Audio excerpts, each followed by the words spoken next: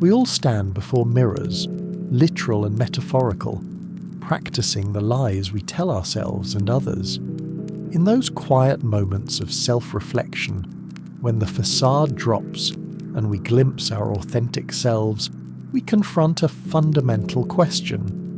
When did we become comfortable with deception? This moment of recognition represents both the beginning of every liar's journey and the potential starting point for their recovery. The human capacity for deception runs deeper than mere dishonesty. It represents a complex psychological adaptation that emerges from our most basic needs for survival, acceptance, and meaning.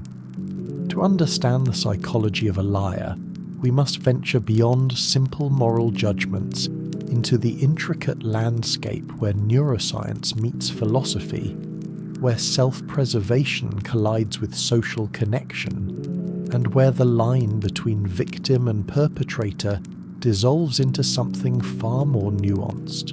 The architecture of deception. Deception doesn't emerge in a vacuum. It develops through a gradual process that psychologists call the slippery slope of dishonesty. The transformation from honest person to chronic liar rarely happens overnight. Instead, it unfolds through a series of small compromises, each one slightly expanding our comfort zone with falsehood.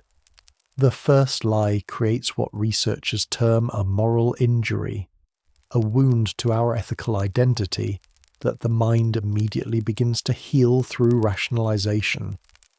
The brain, designed to maintain psychological coherence, activates sophisticated defense mechanisms to protect our self-image. We tell ourselves that everyone lies, that the situation was special, that no real harm was done. These justifications aren't conscious manipulations, but genuine attempts by our neural networks to resolve the conflict between our actions and our values. Aristotle observed that we become what we repeatedly do. Excellence, he argued, is not a single act, but a habit formed through consistent practice. The same principle applies to deception. Each lie makes the next one easier, not because our moral compass breaks entirely, but because our brains adapt to accommodate the new reality. This is the neural plasticity of dishonesty. Our minds literally rewire themselves to support our deceptive behaviors. The process reveals a troubling truth about human psychology. We don't typically choose to become liars through conscious decision-making. Instead, we drift into patterns of deception through a series of seemingly reasonable choices, each one justified by circumstances that feel unique and pressing at the time. Self-deception. Inside the liar's brain, a fascinating conflict unfolds between competing neural networks. When we engage in deception, the anterior cingulate cortex, our brain's conflict monitor, activates intensely, processing the emotional distress of moral contradiction. This region creates what neuroscientists call cognitive dissonance, the uncomfortable tension between conflicting beliefs or between beliefs and actions. Rather than enduring this discomfort indefinitely, the brain employs its remarkable capacity for adaptation. The prefrontal cortex, responsible for executive decision-making and rationalization, begins crafting elaborate justifications for our behavior. Instead of changing our actions to align with our values, we often change our values to align with our actions. This neurological adaptation explains one of the most perplexing aspects of chronic lying. Liars often genuinely believe their own fabrications. The brain becomes complicit in its own deception, creating internal narratives that transform lies into subjective truths. What begins as conscious deception gradually becomes unconscious self-deception, as neural pathways strengthen to support false beliefs.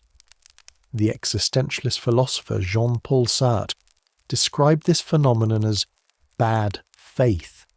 the human tendency to deny our fundamental freedom to choose by pretending we have no choice. We convince ourselves that deception is necessary, that circumstances force our hand, that she had no alternative. But this necessity is itself often a lie, a way of avoiding the anxiety that comes with acknowledging our radical responsibility for our choices. The social theatre of lies. Deception thrives within the complex ecosystem of human relationships, where truth and falsehood engage in an eternal dance of revelation and concealment. Individual lies rarely exist in isolation. They are sustained by social systems that often benefit from certain forms of deception. Consider how many lies succeed, not because the liar is particularly skilled, but because the audience is invested in believing the falsehood.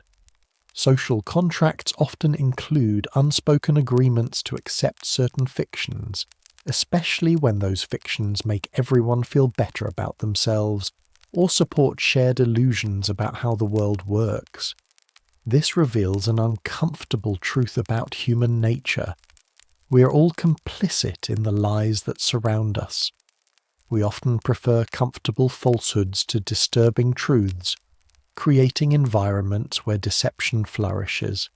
The German philosopher Immanuel Kant insisted that lying is always morally wrong, because it treats others as means rather than ends. It denies them the information they need to make free choices. But what happens when people prefer lies to truth? When communities actively resist information that would challenge their cherished beliefs?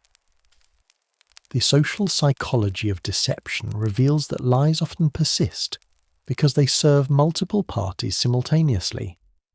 They maintain comfortable illusions, protect fragile egos, and preserve existing power structures. Truth-telling, by contrast, often disrupts these delicate balances, forcing individuals and communities to confront realities they'd rather avoid. The philosophical paradox of truth. This brings us to one of philosophy's most enduring questions. What do we owe each other in terms of truth? The utilitarian approach suggests that lies might be justified if they produce more happiness than suffering.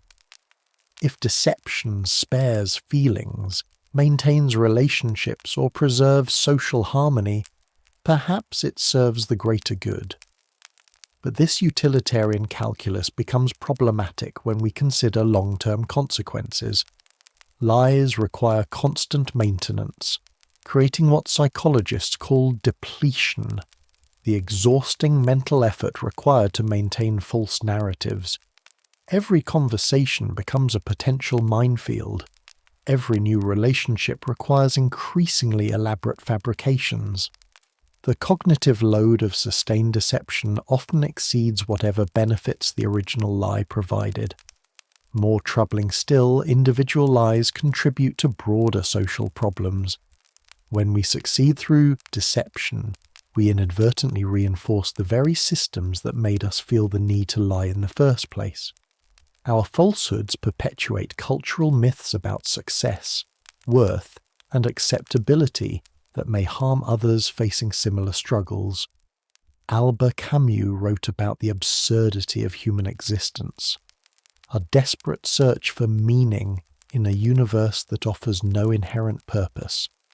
Many forms of deception can be understood as attempts to escape this absurdity, to ground our worth in something external and seemingly objective. But like all attempts to flee the human condition, they ultimately create more suffering than they prevent. The anatomy of self-justification. Perhaps the most insidious aspect of chronic lying is how it distorts the liar's relationship with reality itself. When we lie to others, we often begin by lying to ourselves. The cognitive dissonance of knowing we're being deceptive is so uncomfortable that our minds develop elaborate defense mechanisms to protect our self-image. This process illustrates what social psychologist Leon Festinger identified as the human need for cognitive consistency. When our actions conflict with our values, something must change. Because altering behavior is difficult and often painful, we typically modify our beliefs instead. Our brains become skilled lawyers, capable of defending any behavior with seemingly logical arguments. Each rationalization moves us further from reality and deeper into what psychologists call motivated reasoning, the unconscious tendency to process information in ways that support our preferred conclusions. We don't set out to deceive ourselves, but our need for psychological coherence gradually transforms us into unwitting architects of our own delusions. The tragedy of this adaptation is that it's often invisible to the person experiencing it. We genuinely believe our elaborate justifications. When confronted with evidence of our self-deception, we feel like victims of unfair judgment rather than people who've chosen to avoid difficult truths. Friedrich Nietzsche warned of this danger when he wrote, "The most common lie is that which one lies to oneself. Lying to others is relatively an exception." The therapeutic encounter with truth.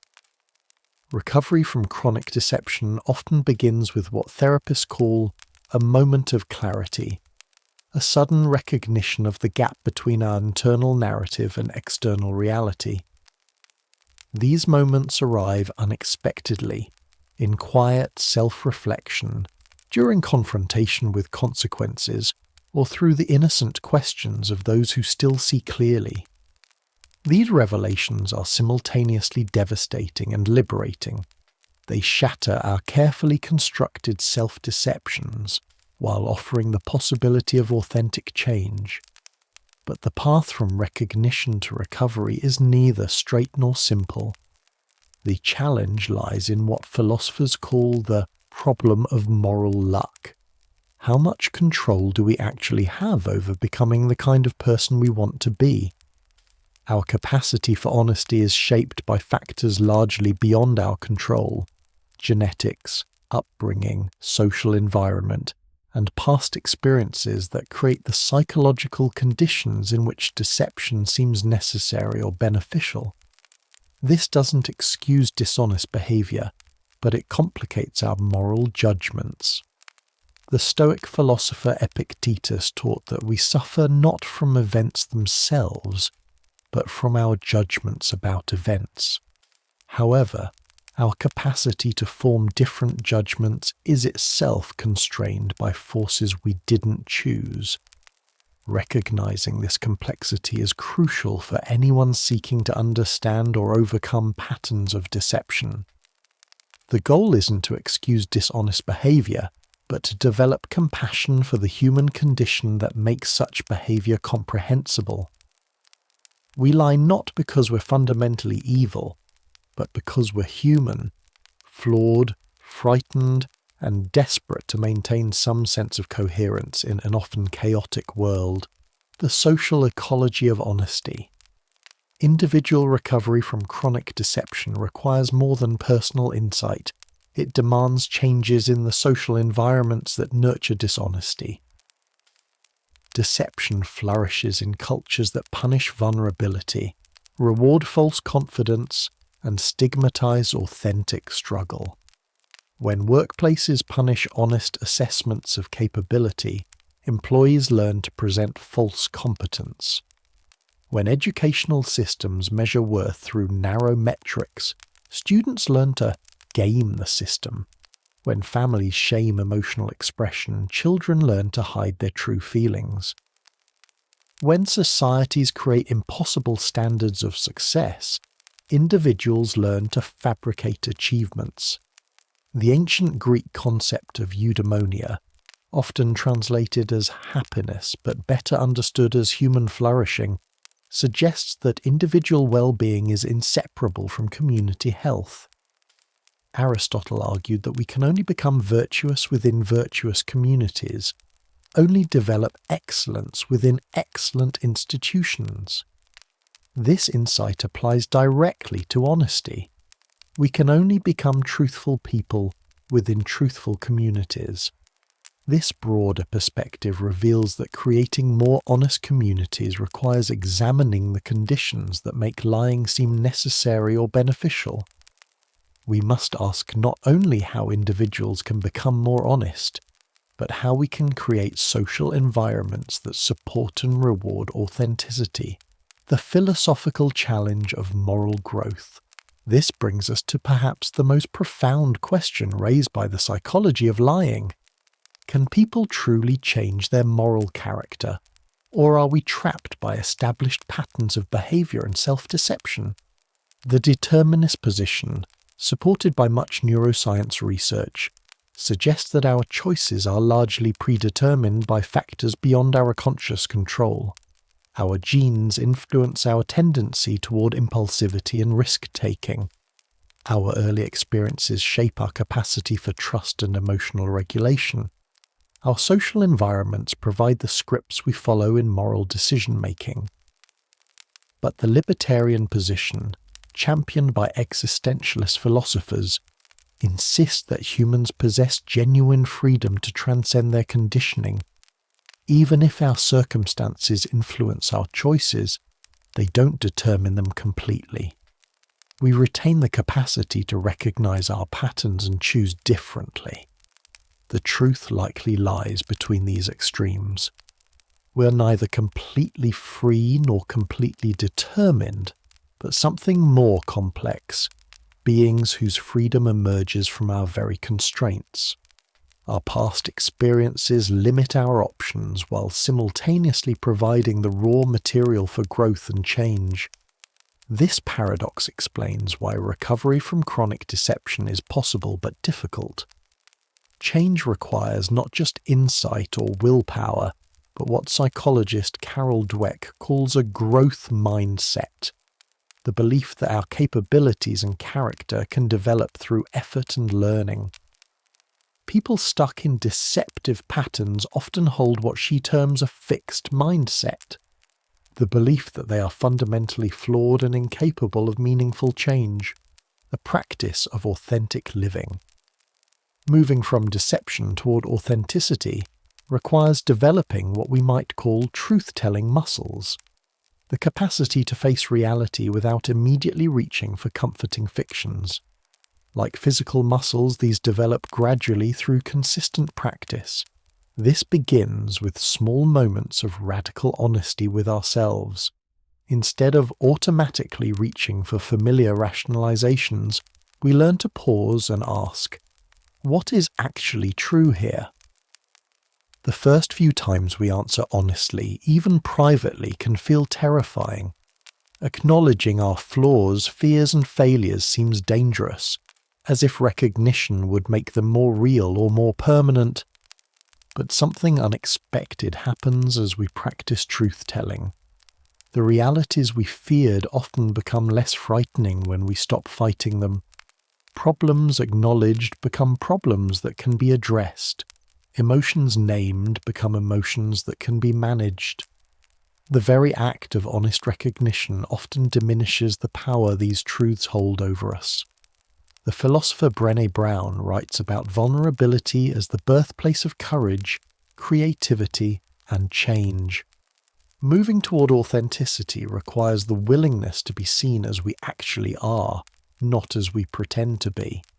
This means not only acknowledging our deceptions, but examining why we felt compelled to create them in the first place. The ripple effects of truth. Perhaps the most surprising aspect of recovering from chronic deception is how individual authenticity influences others. When one person begins telling the truth about their experience, it creates space for others to do the same. Personal honesty can spark conversations about shared struggles, challenge cultural myths, and inspire others to address their own destructive patterns. This phenomenon reflects what systems theorists call emergent properties, characteristics that arise from the interaction of individual components rather than existing within any single component. Just as individual deceptions can create cultures of dishonesty, individual commitments to truth can create cultures of authenticity. But this process isn't automatic or guaranteed. Truth-telling without wisdom can be destructive. Honesty without compassion can be cruel. The goal isn't to eliminate all forms of social courtesy or protective privacy, but to distinguish between helpful discretion and harmful deception. The key lies in understanding the difference between truth-telling that serves connection and truth-telling that serves ego. Authentic communication aims to deepen understanding and strengthen relationships, not to shock or punish others with uncomfortable revelations.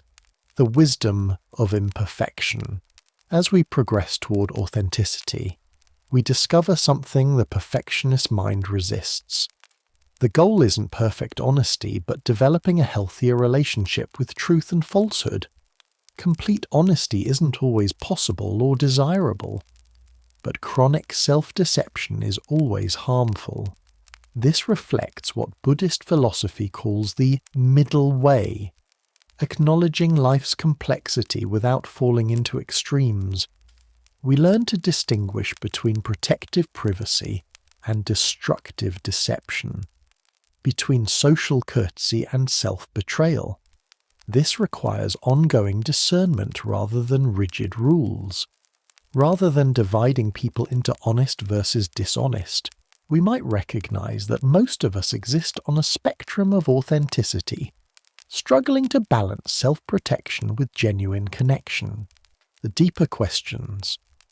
The psychology of lying reveals fundamental tensions that resist simple resolution. How much truth can relationships bear? When does honesty serve love versus selfishness? What do we owe ourselves in self-knowledge and others in transparency? These questions have no easy answers because they touch core paradoxes of human existence.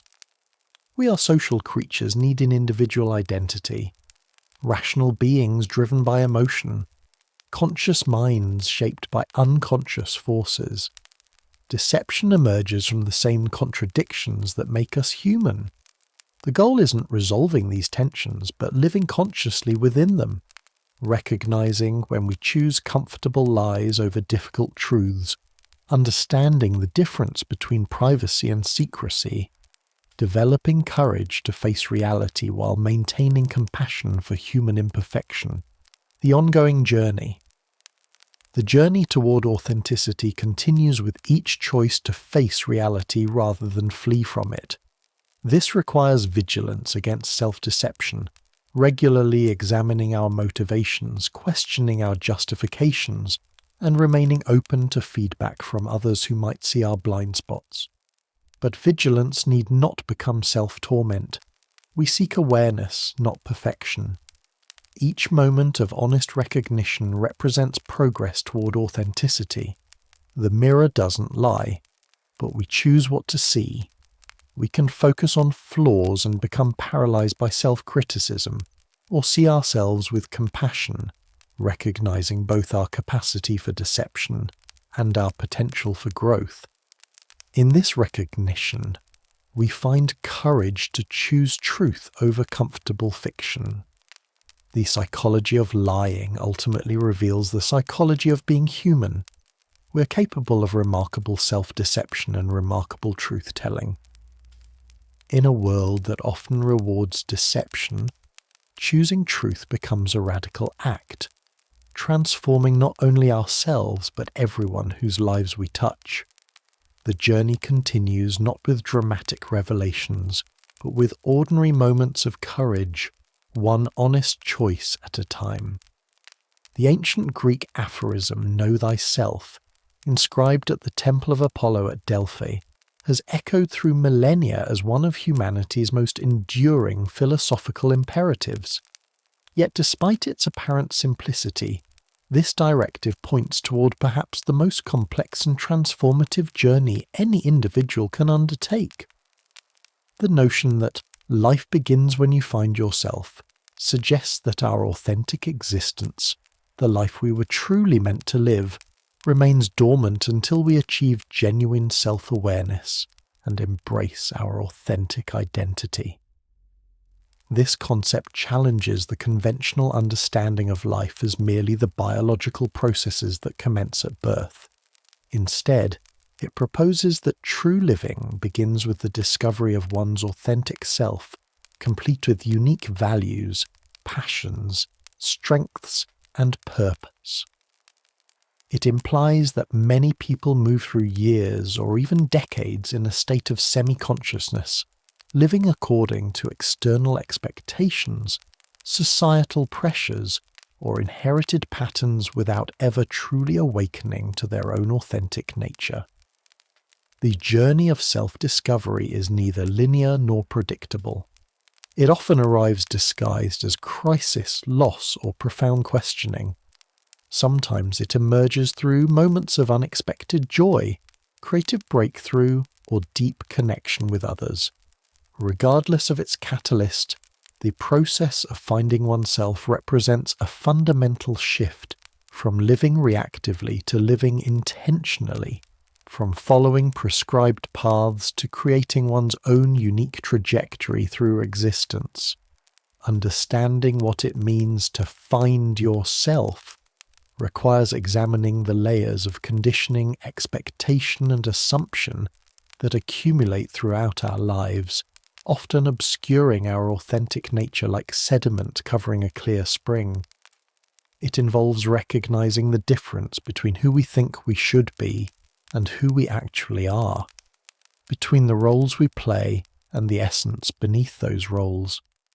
This recognition often precipitates what feels like a complete reconstruction of identity, values, and life direction.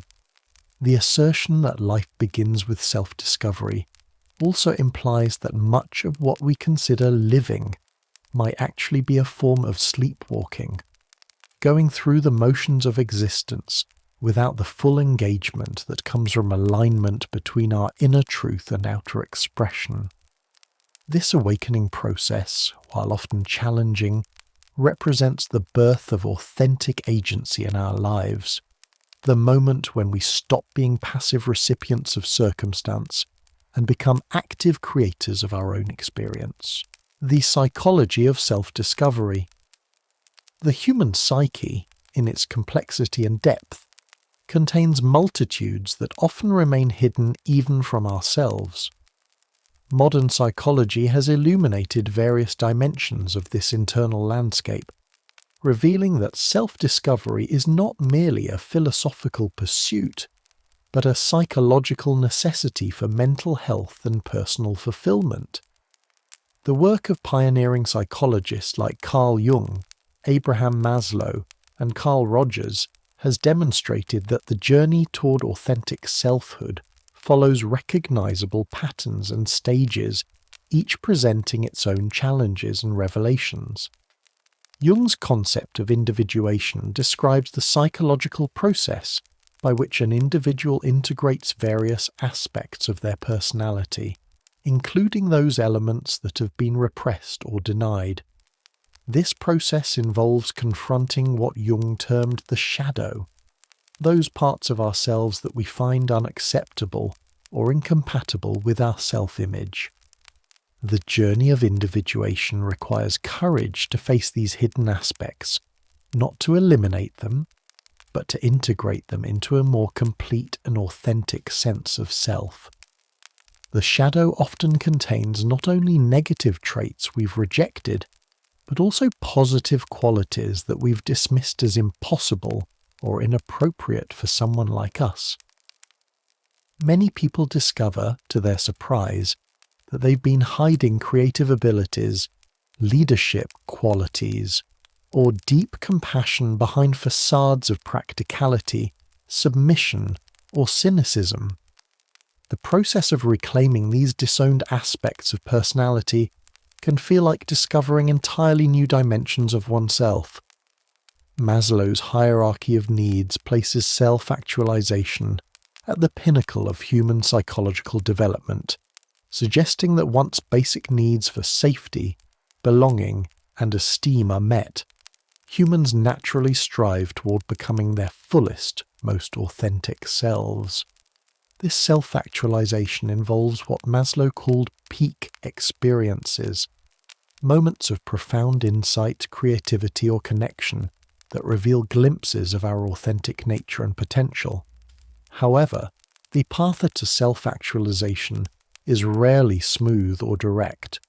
Many individuals become stuck at lower levels of the hierarchy, never fully developing the foundation of security and self-regard necessary for authentic self-exploration. Others may achieve external success and recognition while remaining disconnected from their deeper nature, living what Maslow termed mini lives, rather than embracing their full potential. Carl Rogers' person-centered approach emphasized the importance of congruence between one's authentic self and their expressed behavior. Rogers observed that psychological distress often results from the gap between who we really are and who we think we should be. This incongruence typically develops early in life as we learn to modify our behavior to gain approval, love, or acceptance from significant others. The process of finding oneself, from a Rogerian perspective, involves peeling away these layers of conditioning to rediscover our organismic self, the core identity that existed before it became filtered through others' expectations. This authentic self possesses an innate wisdom about what promotes growth and fulfillment. But this wisdom becomes obscured when we prioritize external validation over internal, the societal mirror. How others shape our self-perception. Human beings are inherently social creatures, and our sense of self develops largely through interaction with others. From our earliest moments, we learn about ourselves through the responses, expectations, and feedback of those around us. This process, while natural and necessary, can also create significant barriers to authentic self-discovery if we become overly dependent on external validation or internalize messages that conflict with our true nature. The sociologist Charles Horton Cooley introduced the concept of the looking-glass self, describing how we develop our self-image based on how we believe others perceive us. This process involves 3 steps: imagining how we appear to others, imagining their judgment of that appearance, and developing our self-feeling based on these perceived judgments. While this mechanism helps us navigate social relationships and develop empathy, it can also trap us in versions of ourselves that may not reflect our authentic nature. Family systems play a particularly crucial role in shaping our early self-concept. Children often unconsciously take on specific roles within their family structure: the responsible one, the peacemaker, the rebel, the entertainer, and these roles can become so deeply ingrained that they persist long after leaving the family home. Many adults discover that what they believe to be their authentic personality is actually a collection of adaptive strategies developed to maintain harmony or security within their family system. The phenomenon of enmeshment in families can particularly complicate self-discovery. When family boundaries are unclear and individual identity becomes subsumed into the family identity, developing a separate sense of self can feel like betrayal or abandonment. Some individuals remain trapped in family roles well into adulthood, never fully exploring who they might be outside of these predetermined patterns. Educational systems also contribute significantly to shaping self-perception. Schools, with their emphasis on conformity, standardized achievement, and comparison with peers, can either nurture or suppress authentic self-expression. Students who excel in traditional academic areas may develop self-concepts based heavily on intellectual achievement, while those whose strengths lie in areas not valued by conventional education may internalize messages of inadequacy or failure. This standardized nature of most educational experiences means that many individuals graduate without ever having their unique gifts recognized or developed. Creative, kinesthetic, interpersonal, or spiritual intelligences may remain dormant because they weren't measured or valued in academic settings. Years later, adults may discover talents and passions that were never encouraged or explored during their formative educational years. Peer relationships during adolescence create another powerful influence on self-perception. The desperate need for acceptance and belonging during these years can lead individuals to suppress or exaggerate certain aspects of their personality to fit in with desired social groups. The masks worn during adolescence sometimes become so comfortable that they're never removed, leaving the authentic self buried beneath layers of social adaptation. Cultural and societal expectations add another layer of complexity to self-discovery. Every culture has explicit and implicit messages about what constitutes acceptable behavior, appropriate goals, and valuable characteristics. These cultural scripts can be so pervasive that individuals may never question whether they align with their personal values and inclinations. Gender roles provide a particularly clear example of how societal expectations can limit authentic self-expression. Traditional gender expectations may pressure individuals to suppress or develop certain traits based on their biological sex rather than their individual nature.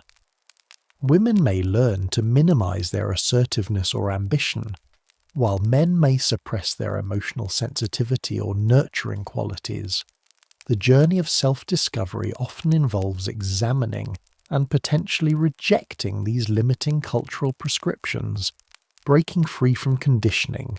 The unlearning process, the journey toward authentic self-discovery, necessarily involves a process of unlearning, identifying and releasing the conditioning, beliefs, and behavioral patterns that have been internalized but don't truly serve our authentic expression. This unlearning process can be one of the most challenging aspects of finding oneself, as it requires dismantling familiar structures of thought and behavior that may have provided security and identity for years or decades. Conditioning begins early in life as a necessary survival mechanism. Children learn to adapt their behavior to receive love, attention, and approval from caregivers. These adaptations become so automatic that they operate below conscious awareness, creating what psychologists call implicit beliefs about ourselves and the world. While some of this conditioning serves us well throughout life, other aspects may become limiting or counterproductive as we mature and our circumstances change. Religious conditioning provides a clear example of how early programming can both guide and constrain later development. Individuals raised in strict religious environments may internalize beliefs about morality, success, relationships, and self-worth that feel foreign to their authentic nature when examined in adulthood. The process of questioning these inherited beliefs can be particularly difficult because it may feel like betraying family, community, or divine authority. Some people discover that their authentic spiritual nature is more expansive, questioning, or mystical than their religious upbringing allowed. Others find that their genuine beliefs are more conservative or traditional than the liberal environments in which they were raised. The key is distinguishing between beliefs that have been authentically chosen and those that have been unconsciously inherited. Cultural conditioning around success and achievement can be particularly insidious because it often masquerades as personal ambition. Many individuals spend years or decades pursuing goals that they believe they want, only to discover that these ambitions were actually internalized from family, peers, or society. The successful lawyer who discovers they long to be an artist, the doctor who realizes they're more interested in teaching than medicine, or the entrepreneur who yearns for a simple, quiet life may all be confronting the difference between conditioned and authentic desires. The unlearning process often begins with what feels like a crisis or breakdown, when the gap between authentic self and conditioned behavior becomes too wide. Psychological distress signals that something needs to change. Depression, anxiety, addiction, or relationship problems may all serve as wake-up calls that our current way of living is not aligned with our true nature. These crises, while painful, often represent the beginning of authentic living. They force us to question assumptions that we may have never examined and to consider possibilities that we may have dismissed as unrealistic or inappropriate. The breakdown of familiar structures, while disorienting, creates space for authentic expression to emerge. The process of identifying conditioning requires developing what Buddhist practitioners call witness consciousness, the ability to observe our thoughts, emotions, and behaviors with some degree of objectivity. This observational capacity allows us to recognize when we're operating from conditioned responses rather than authentic choice. Meditation, journaling, therapy, and other contemplative practices can support the development of this witnessing capacity. These practices create space between stimulus and response, allowing us to notice habitual patterns and choose more conscious responses. They also help us distinguish between the voice of conditioning and the voice of authentic wisdom. Family of origin work represents a crucial aspect of unlearning for many individuals. This process involves examining the spoken and unspoken rules, roles, and expectations that governed childhood experiences. Many people discover that they've been unconsciously living according to family scripts that were never explicitly stated, but were powerfully communicated through behavior, consequences, and emotional atmospheres. The process of individuating from family conditioning doesn't necessarily require rejecting everything learned in childhood, but it does require conscious choice about which family values and patterns to maintain and which to release. This differentiation process can be particularly challenging when family members react negatively to changes in behavior or values. Moments of awakening. Recognizing your authentic self. The recognition of authentic self rarely arrives as a gradual, predictable process. More often, it emerges through specific moments of awakening, sudden insights, profound experiences, or shifts in perspective that illuminate previously hidden aspects of our nature. These moments can be dramatic and life-changing, or they can be subtle recognitions that accumulate over time to create significant transformation. Peak experiences, as described by Abraham Maslow, often serve as doorways to self-recognition.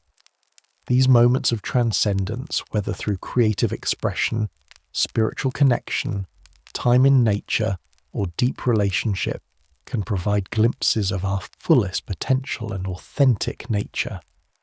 During peak experiences, the usual barriers between self and world dissolve, revealing capacities and perspectives that may have been previously unknown or suppressed. Many artists describe moments when they feel they're not creating, but rather serving as conduits for something flowing through them. These experiences of creative flow can reveal authentic aspects of self that may have been dormant or underdeveloped. The writer who discovers they have profound insights about human nature, the musician who finds they can express emotions through sound that they struggle to communicate verbally, or the visual artist who realizes they see the world in unique ways may all be encountering aspects of their authentic self through creative expression. Crisis often serves as an unexpected catalyst for self-recognition. Illness, loss, relationship breakdown, or professional failure can strip away familiar identities and coping mechanisms, forcing individuals to confront who they are beneath their roles and achievements. While painful, these crises can also be profoundly liberating, revealing strength, resilience, and authenticity that may have been hidden during easier times. The midlife crisis, now recognized as a common developmental phase, often represents one such awakening period. As individuals reach middle age and confront their mortality, they may begin questioning whether their current life reflects their authentic values and desires. This questioning can lead to significant life changes as people align their external circumstances more closely with their internal truth. Travel and exposure to different cultures can also trigger moments of self-recognition. When removed from familiar social contexts and cultural assumptions, individuals may discover aspects of their personality that only emerge in different environments. The reserved person who becomes outgoing while traveling, the career-focused individual who discovers their love of adventure, or the practical person who finds themselves drawn to artistic expression may all be encountering previously hidden facets of their authentic self. Relationship experiences frequently serve as mirrors for self-discovery. Deep friendships, romantic partnerships, or even challenging interpersonal conflicts can reveal qualities, patterns, and potentials that might otherwise remain hidden. The person who discovers their capacity for profound intimacy, their leadership abilities when supporting others, or their tendency toward codependency through relationship experiences may be gaining crucial insights into their authentic nature. Sometimes, the recognition of authentic self comes through noticing what consistently brings joy, energy, and fulfillment, even when these activities seem impractical or unimportant to others. The accountant who comes alive when discussing philosophy, the engineer who finds deep satisfaction in gardening, or the teacher who feels most authentic when performing music may be receiving important messages about their true nature and calling. Childhood memories can also provide clues to authentic self. Many people find that returning to activities, interests, or ways of being that brought them joy as children can reconnect them with aspects of their nature that were later suppressed through socialization and practical concerns. The child who loved to write stories, build elaborate structures, or spend hours in nature may be revealing authentic inclinations that could be honored and developed in adult life. The role of crisis in self-discovery. Throughout human experience, crisis has served as one of the most potent catalysts for profound self-discovery. While no one actively seeks suffering or disruption, these challenging periods often provide the necessary conditions for breaking through the barriers that separate us from our authentic selves. Crisis strips away the familiar structures, identities, and coping mechanisms that may have been masking our true nature, creating space for genuine self-recognition to emerge. The relationship between crisis and awakening is so consistent across cultures and throughout history that many wisdom traditions recognize crisis as a necessary component of spiritual and psychological development.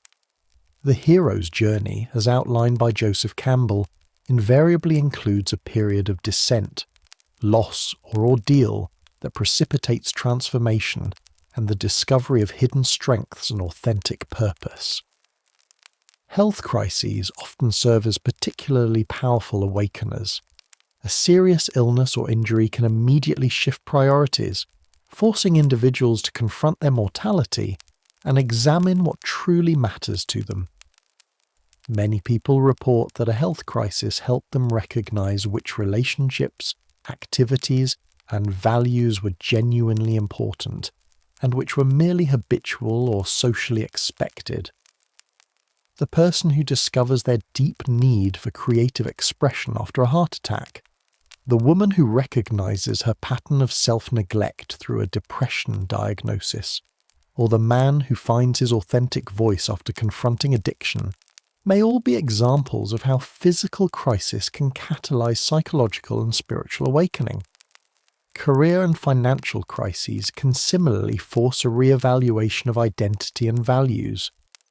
The executive who is laid off and discovers they prefer a simpler lifestyle, the entrepreneur whose business failure leads them to question their relationship with success and security, or the professional who experiences burnout and realizes they've been living according to others' expectations may all find authentic direction through professional crisis.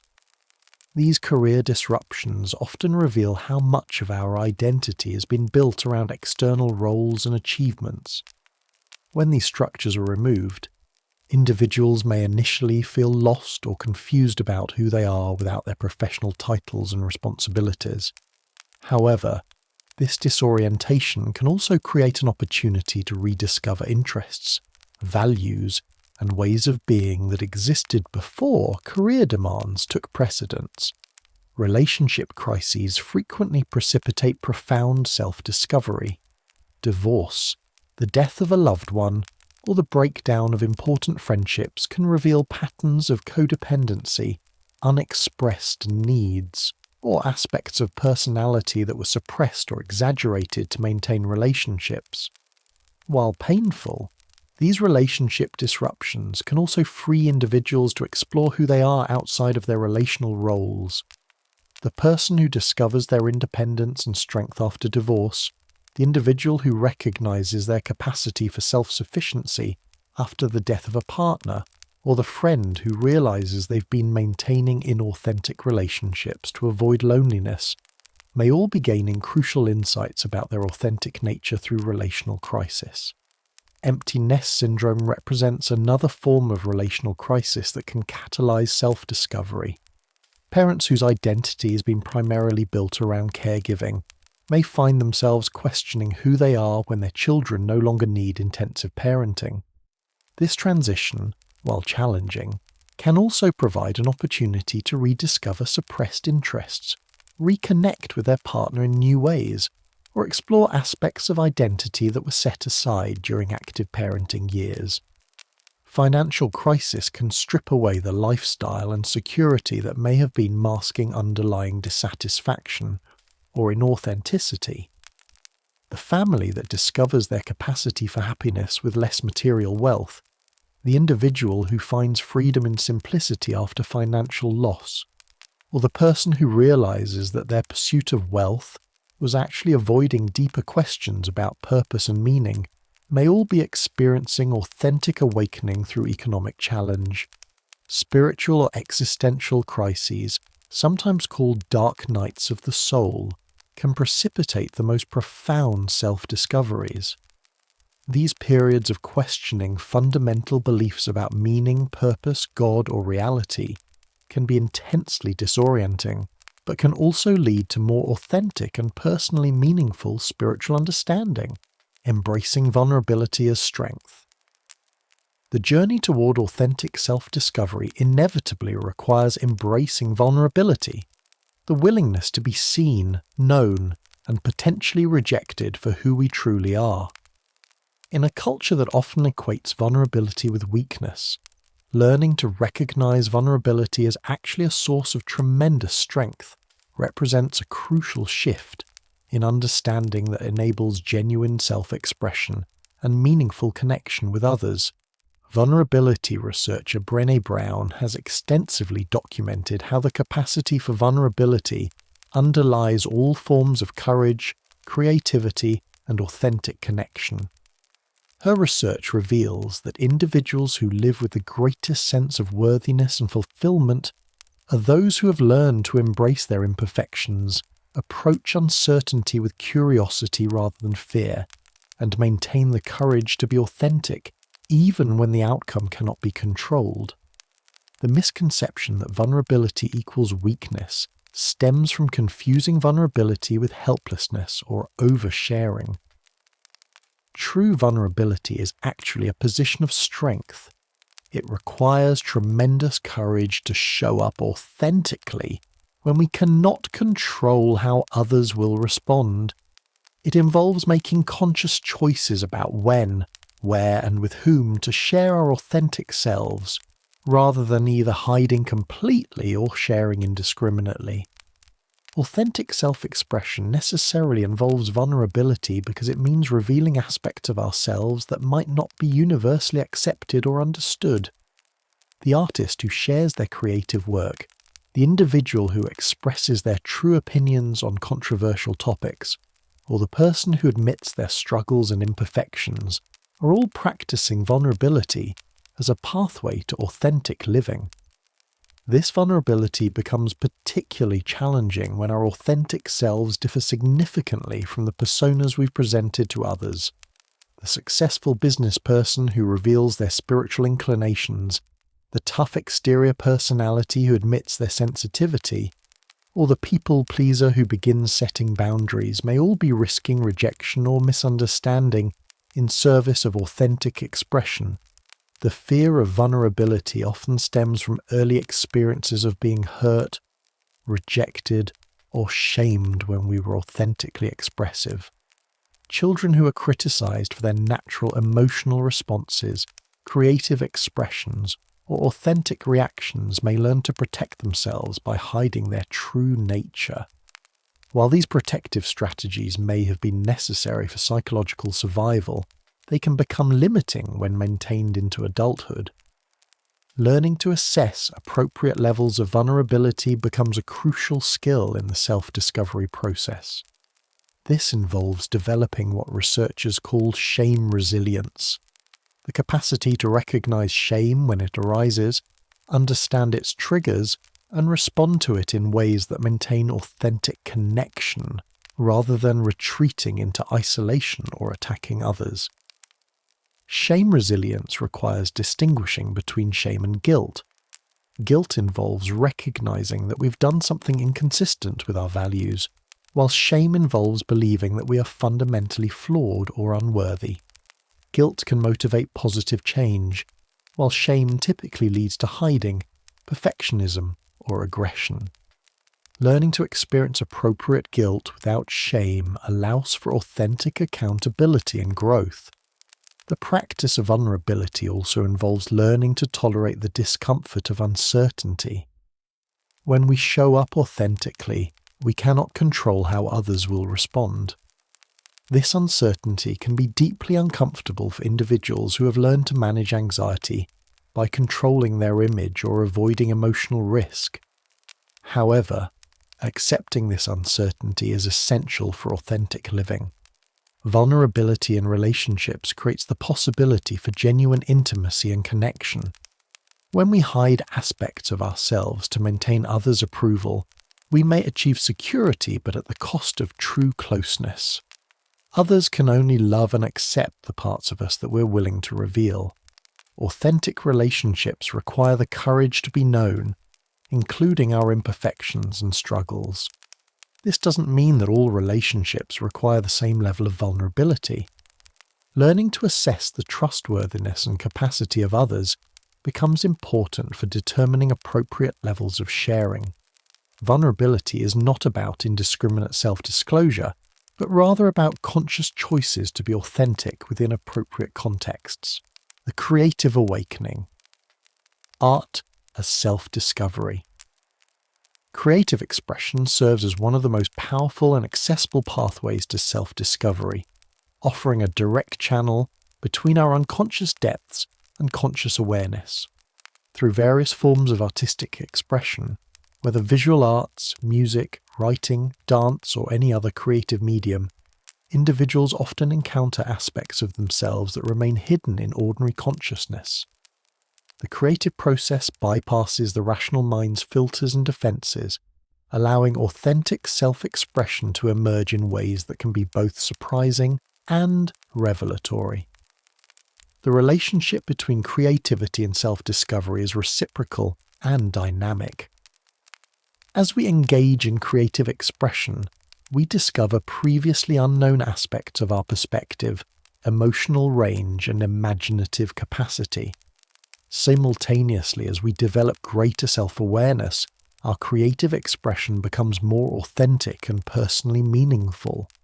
This cyclical process can lead to profound transformation and a deeper understanding of our unique gifts and perspectives. Many individuals report that their creative work reveals aspects of their personality, concerns, and desires that they weren't consciously aware of possessing. The writer who discovers profound insights about human relationships emerging in their fiction, the painter who finds themselves repeatedly drawn to specific colours or themes that reflect their emotional state, or the musician who realises their compositions express feelings they struggle to articulate verbally may all be experiencing the revelatory power of creative expression. The unconscious mind, with its vast repository of memories, impressions, and unexpressed potentials, often communicates through creative symbols and metaphors. Carl Jung extensively explored how creative expression could serve as a bridge between conscious and unconscious aspects of the psyche. He observed that individuals who engaged regularly with creative expression often demonstrated greater psychological integration and self-understanding than those who relied solely on rational analysis for self-knowledge. The process of creating something from nothing, whether a poem, a painting, a song, or any other creative work, mirrors the process of self-creation that occurs during authentic self-discovery. Both processes involve bringing something previously hidden or potential into manifest reality. Both require courage to express something unique and personal that may not be understood or appreciated by others. Creative flow states, characterized by complete absorption in the creative process, often provide glimpses of our fullest potential and most authentic expression. During these states, the usual barriers between self and activity dissolve, allowing for expressions that seem to arise from a source deeper than our ordinary conscious mind. These experiences can provide powerful confirmation of our authentic nature and creative capacity. The fear of creative expression often parallels the fear of authentic self-expression more generally. Many individuals avoid creative pursuits because they are afraid their work won't be good enough or will be judged harshly by others. However, this focus on external evaluation misses the primary value of creative expression as a tool for self-discovery and authentic expression. Creative expression for self-discovery purposes is fundamentally different from creating for external validation or commercial success. While these external goals can certainly coexist with self-discovery, the primary focus remains on using the creative process to explore, express, and understand authentic inner experience. This distinction allows for greater freedom and authenticity in creative expression. Many people dismiss their creative inclinations as impractical or inappropriate for their life circumstances. The accountant who loves to paint, the engineer who writes poetry, or the parent who dreams of learning to dance may all be receiving important information about their authentic nature that deserves attention and development, even if these activities never become primary sources of income or identity. The therapeutic value of creative expression has been recognized across cultures and throughout history. Art therapy, music therapy, writing therapy, and movement therapy all utilize creative expression as pathways to healing and self-understanding. These approaches recognize that creative expression can access and integrate emotional experiences that may be difficult to process through verbal communication alone, discovering yourself through others. Human relationships serve as powerful mirrors that reflect aspects of ourselves that might otherwise remain hidden or unexplored. Through our interactions with family members, friends, romantic partners, colleagues, and even strangers, we encounter reflections of our patterns, triggers, strengths, and areas for growth. The quality of attention we bring to these relational mirrors can transform everyday interactions into profound opportunities for self-discovery and authentic development. The concept of relationships as mirrors operates on multiple levels. At the most basic level, others' responses to us provide feedback about how our behavior and energy affect the world around us. More subtly, the people we're drawn to and the types of relationships we create often reflect unconscious aspects of our own psychology. Most profoundly, The triggers and reactions we experience in relationships can reveal deep patterns and unhealed aspects of our psyche that require attention and integration. Romantic relationships often provide the most intense and revealing mirrors for self-discovery. The vulnerability and intimacy of romantic partnership can surface aspects of our personality that remain hidden in other contexts.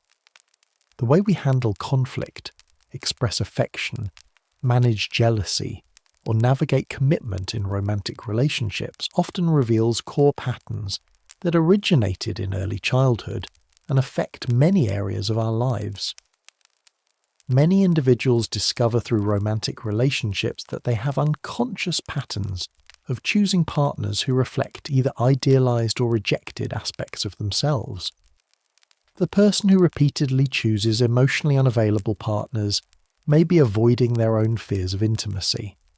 The individual who attracts controlling partners might be confronting their own relationship with personal power and autonomy. The concept of projection, unconsciously attributing our own unacknowledged traits to others, plays a significant role in how relationships serve as mirrors. The qualities that most irritate us in others often represent aspects of ourselves that we've rejected or haven't fully integrated. The person who is constantly annoyed by others' selfishness may be struggling to accept their own legitimate self-interest.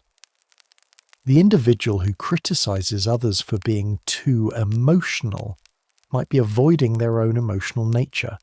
However, projection isn't always negative. We also tend to project positive qualities that we possess but haven't fully owned or expressed. The person who admires others for their creativity may be recognizing their own latent creative potential. The individual who's drawn to confident people might be encountering their own undeveloped confidence.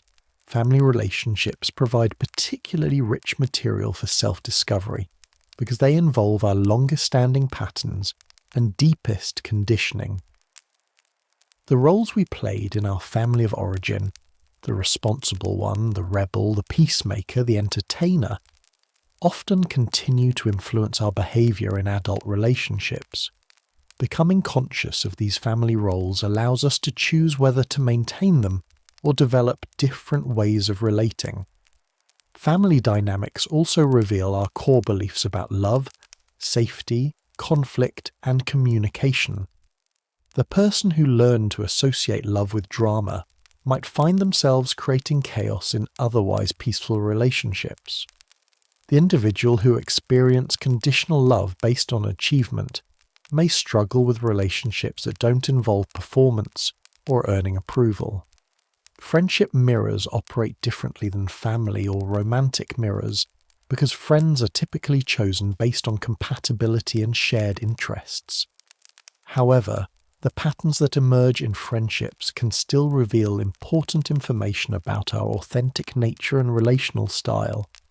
The person who consistently attracts friends who need rescuing may be learning about their own helper complex.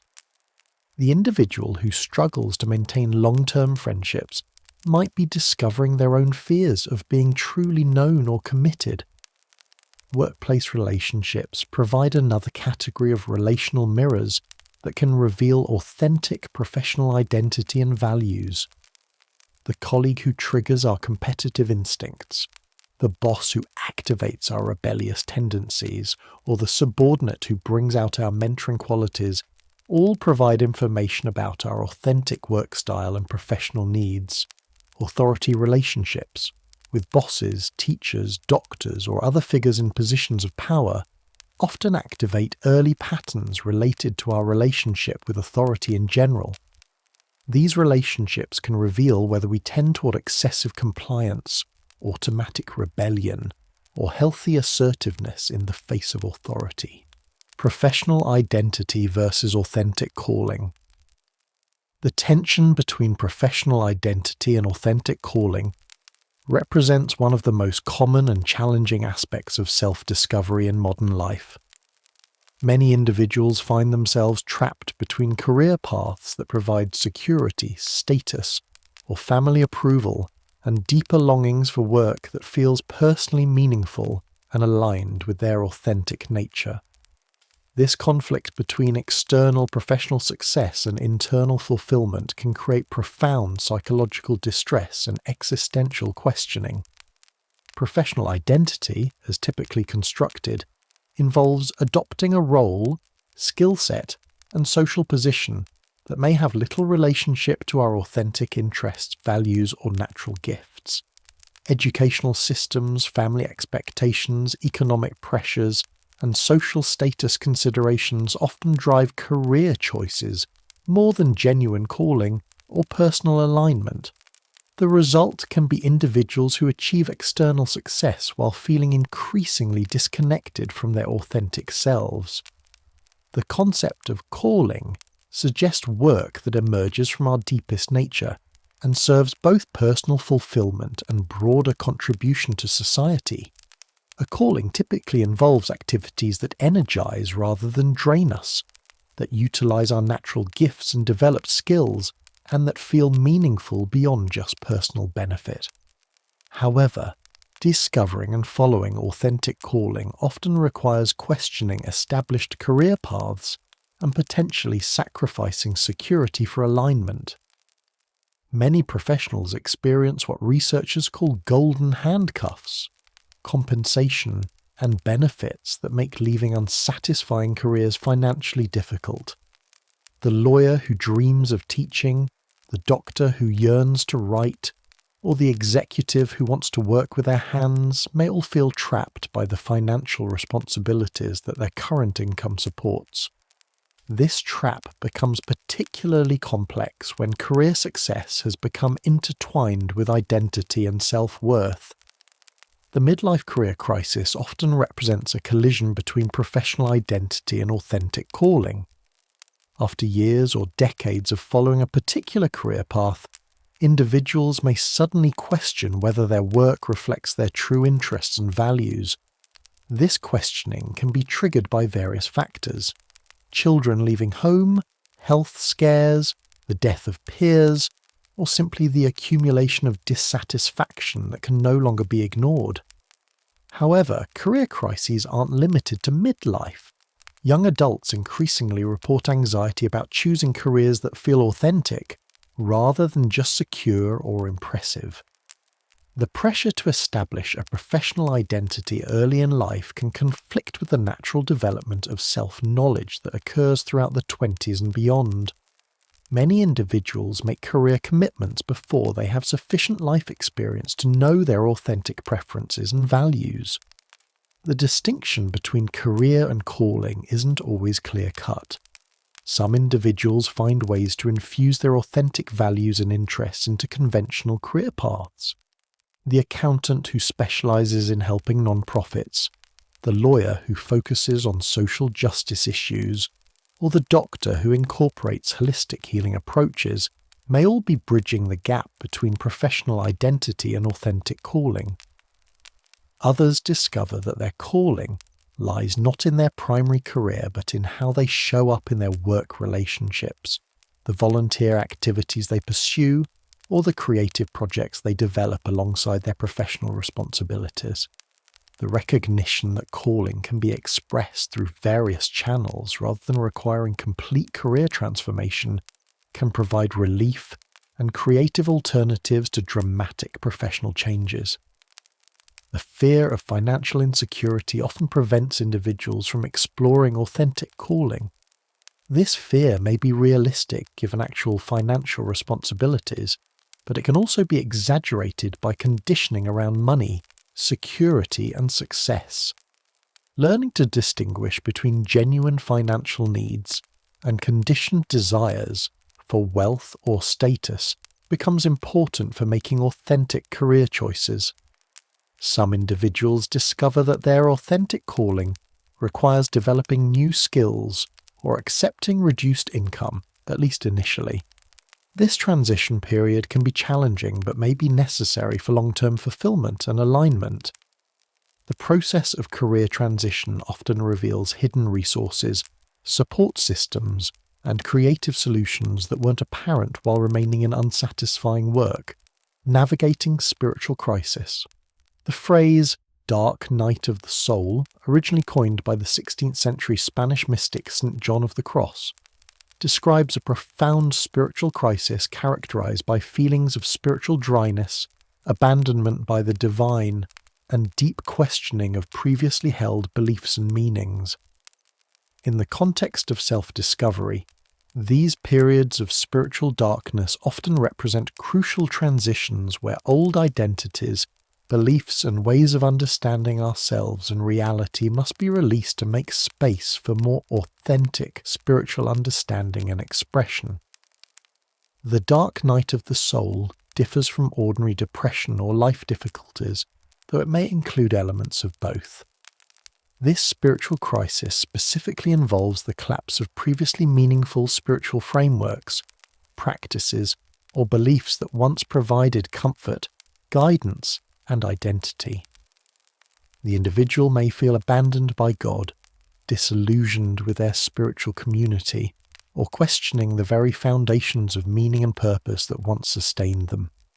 These spiritual crises often emerge at times when individuals are ready for deeper spiritual development, but their current frameworks have become limiting rather than supportive. The beliefs and practices that served during earlier stages of spiritual development may become obstacles to further growth, necessitating a period of dissolution and reconstruction. Many people enter the dark night of the soul through external circumstances that challenge their spiritual beliefs. The death of a loved one, personal illness, global tragedies, or witnessing injustice can all trigger profound questioning of previously held beliefs about divine benevolence, the meaning of suffering, or the nature of spiritual reality. These events can shatter spiritual worldviews that seemed solid and leave individuals feeling spiritually orphaned. Others encounter the dark night through the natural progression of spiritual development. Individuals who have been dedicated spiritual seekers may find that their practices become dry and meaningless, their previous experiences of transcendence seem inaccessible, and their spiritual communities no longer provide the nourishment they once offered. This spiritual barrenness can be deeply disturbing for those whose identity has been built around their spiritual achievements or experiences. The dark night can also be triggered by intellectual or philosophical challenges to spiritual beliefs. Exposure to different religious traditions, scientific discoveries that conflict with spiritual assumptions, or simply the natural questioning that comes with psychological maturity can all precipitate periods of spiritual doubt and reconstruction. During the dark night of the soul, many of the coping mechanisms and sources of meaning that individuals typically rely upon become unavailable or ineffective. Prayer may feel empty, meditation may bring agitation rather than peace, and spiritual texts may seem irrelevant or even offensive. This removal of familiar spiritual supports can create intense anxiety and disorientation. The psychological dimensions of the dark night often include feelings of meaninglessness, isolation, and existential despair. Without familiar spiritual frameworks to provide meaning and guidance, individuals may question the purpose of their existence, the value of their previous spiritual efforts, and their fundamental beliefs about reality. This questioning, while ultimately growth-promoting, can be extremely uncomfortable and frightening. Sleep disturbances, loss of appetite, social withdrawal, and other symptoms similar to depression often accompany the dark night of the soul. However, unlike clinical depression, which typically involves a general loss of interest and energy, the dark night specifically involves the collapse of spiritual meaning while other areas of life may remain functional.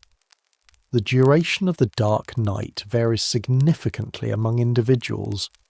Some people experience relatively brief periods of spiritual crisis lasting weeks or months, while others may navigate spiritual darkness for years. The intensity and duration often correlate with the depth of spiritual reconstruction that is required and the individual's willingness to surrender familiar frameworks in favour of unknown possibilities. One of the most challenging aspects of the dark night is the sense of spiritual abandonment. Individuals who previously felt connected to divine presence, guidance or grace may feel completely cut off from transcendent reality. This abandonment can be particularly difficult for those whose identity and self-worth were closely tied to their spiritual experiences or achievements. Relationships after self-discovery. The process of discovering and embracing our authentic selves inevitably transforms our approach to relationships. As we become more aware of our genuine needs, values, and boundaries, we naturally seek connections that honour and support our authentic expression, rather than requiring us to maintain facades or play limiting roles. This transition from relationships based on adaptation and approval seeking to relationships based on mutual authenticity represents one of the most significant and rewarding aspects of the self-discovery journey. Authentic relationships differ fundamentally from conventional relationships in several key ways. They prioritize truth-telling over peacekeeping, mutual growth over comfort maintenance, and genuine intimacy over surface harmony. These relationships require participants who are committed to their own authenticity and who can support others' authentic expression, even when that expression challenges their own preferences or expectations. The foundation of authentic relationships lies in the capacity for genuine self-disclosure. This involves sharing not only our positive qualities and achievements, but also our struggles, doubts, fears, and imperfections.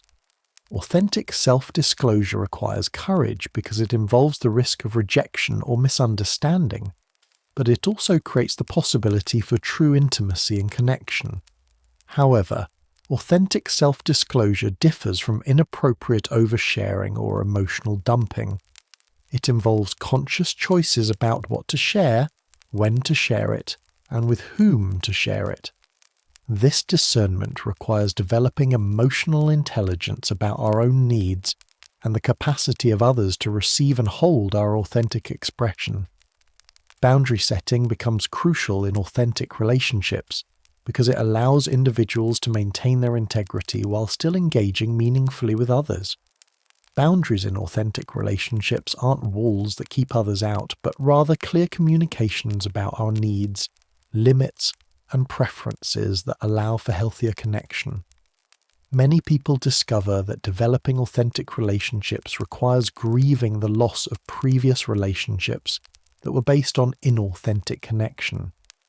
Friends who could only relate to our adapted persona, family members who resist our authentic growth, or romantic partners who are attracted to versions of ourselves that we no longer wish to maintain, may all need to be released or significantly renegotiated.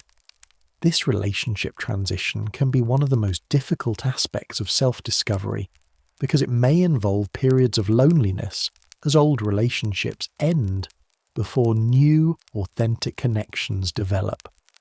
However, the temporary isolation is often necessary to create space for relationships that truly support our authentic expression. The process of attracting authentic relationships often begins with becoming more attractive to the kinds of people who value authenticity. As we become more genuine in our self-expression, we naturally draw others who appreciate and can reciprocate authentic connection. This principle of attraction suggests that authentic relationships often develop organically as we become more authentically ourselves. Conflict in authentic relationships takes on a different quality than conflict in conventional relationships. Rather than avoiding disagreement or trying to maintain surface harmony, authentic relationships use conflict as an opportunity for deeper understanding and growth. This approach requires developing skills in honest communication, active listening, and collaborative problem solving. The ability to disagree without becoming disagreeable becomes essential in authentic relationships. This involves learning to express our genuine thoughts and feelings while also maintaining respect and care for others. It requires distinguishing between our authentic perspectives and our emotional reactions, allowing us to share our truth without attacking or blaming others. The human capacity for evil is not distributed as we might expect. Monsters not born fully formed, emerging from the womb with malice in their hearts and cruelty in their souls. Instead, they develop from the same raw material as saints and heroes, ordinary people with ordinary moral compasses who somehow lose their way. This transformation represents one of the most disturbing aspects of human nature, that the line between good and evil runs not between different types of people, but through the middle of every human heart. The transformation from decent human being to moral monster is neither sudden nor inevitable, but it follows predictable patterns that reveal the fragility of human goodness.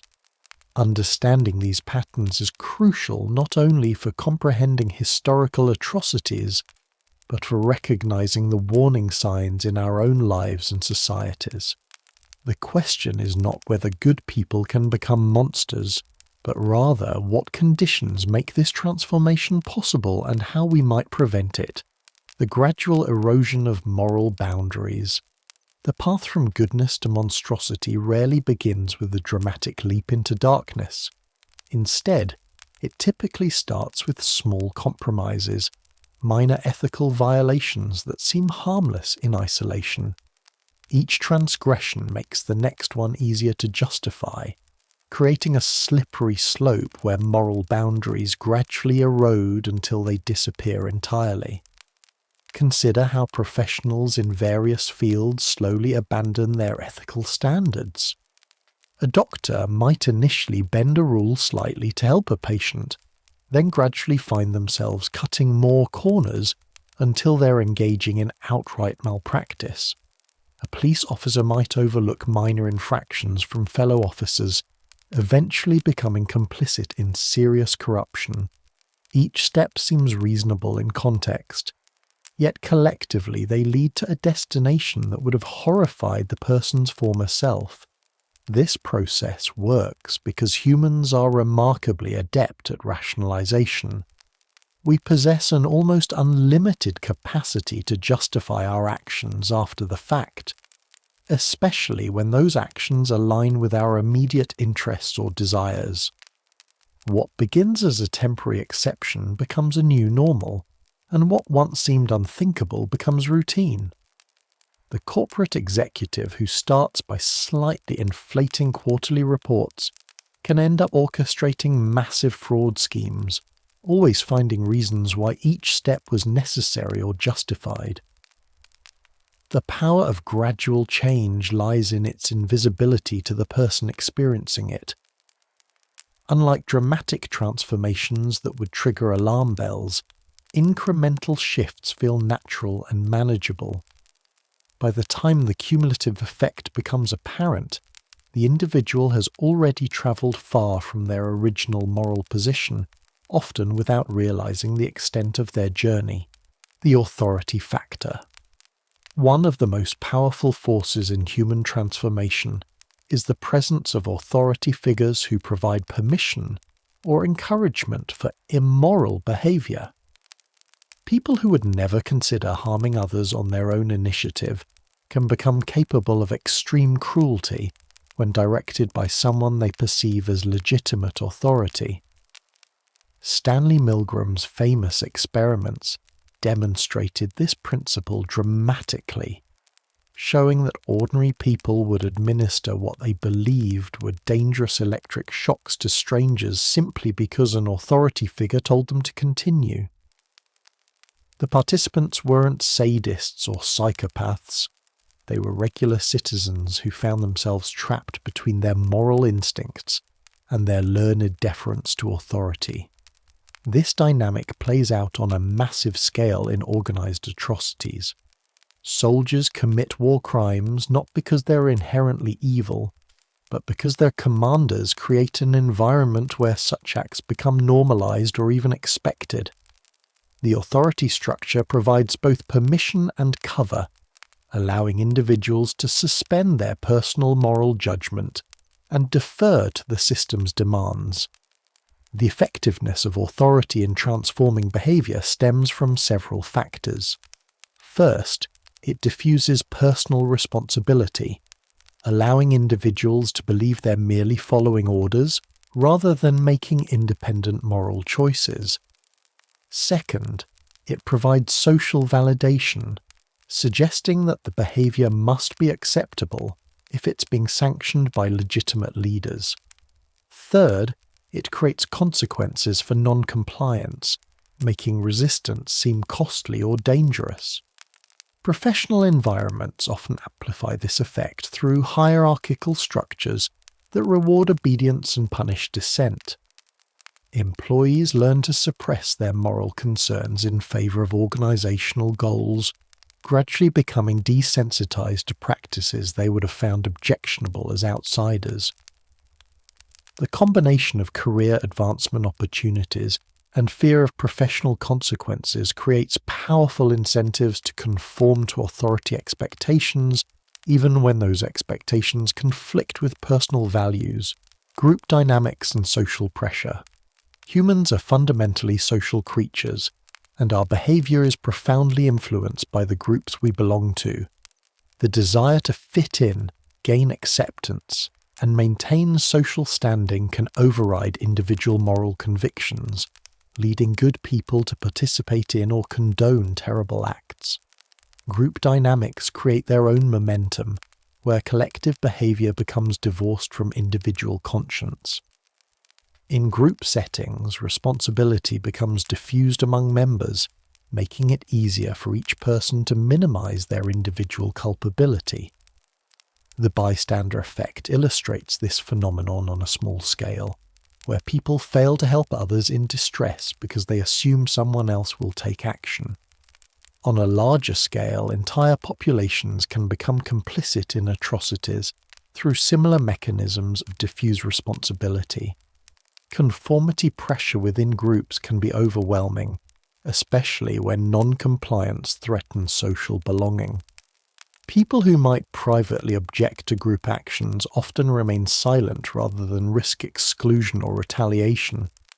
This silence is interpreted by others as tacit approval, creating a false consensus that reinforces the group's destructive direction.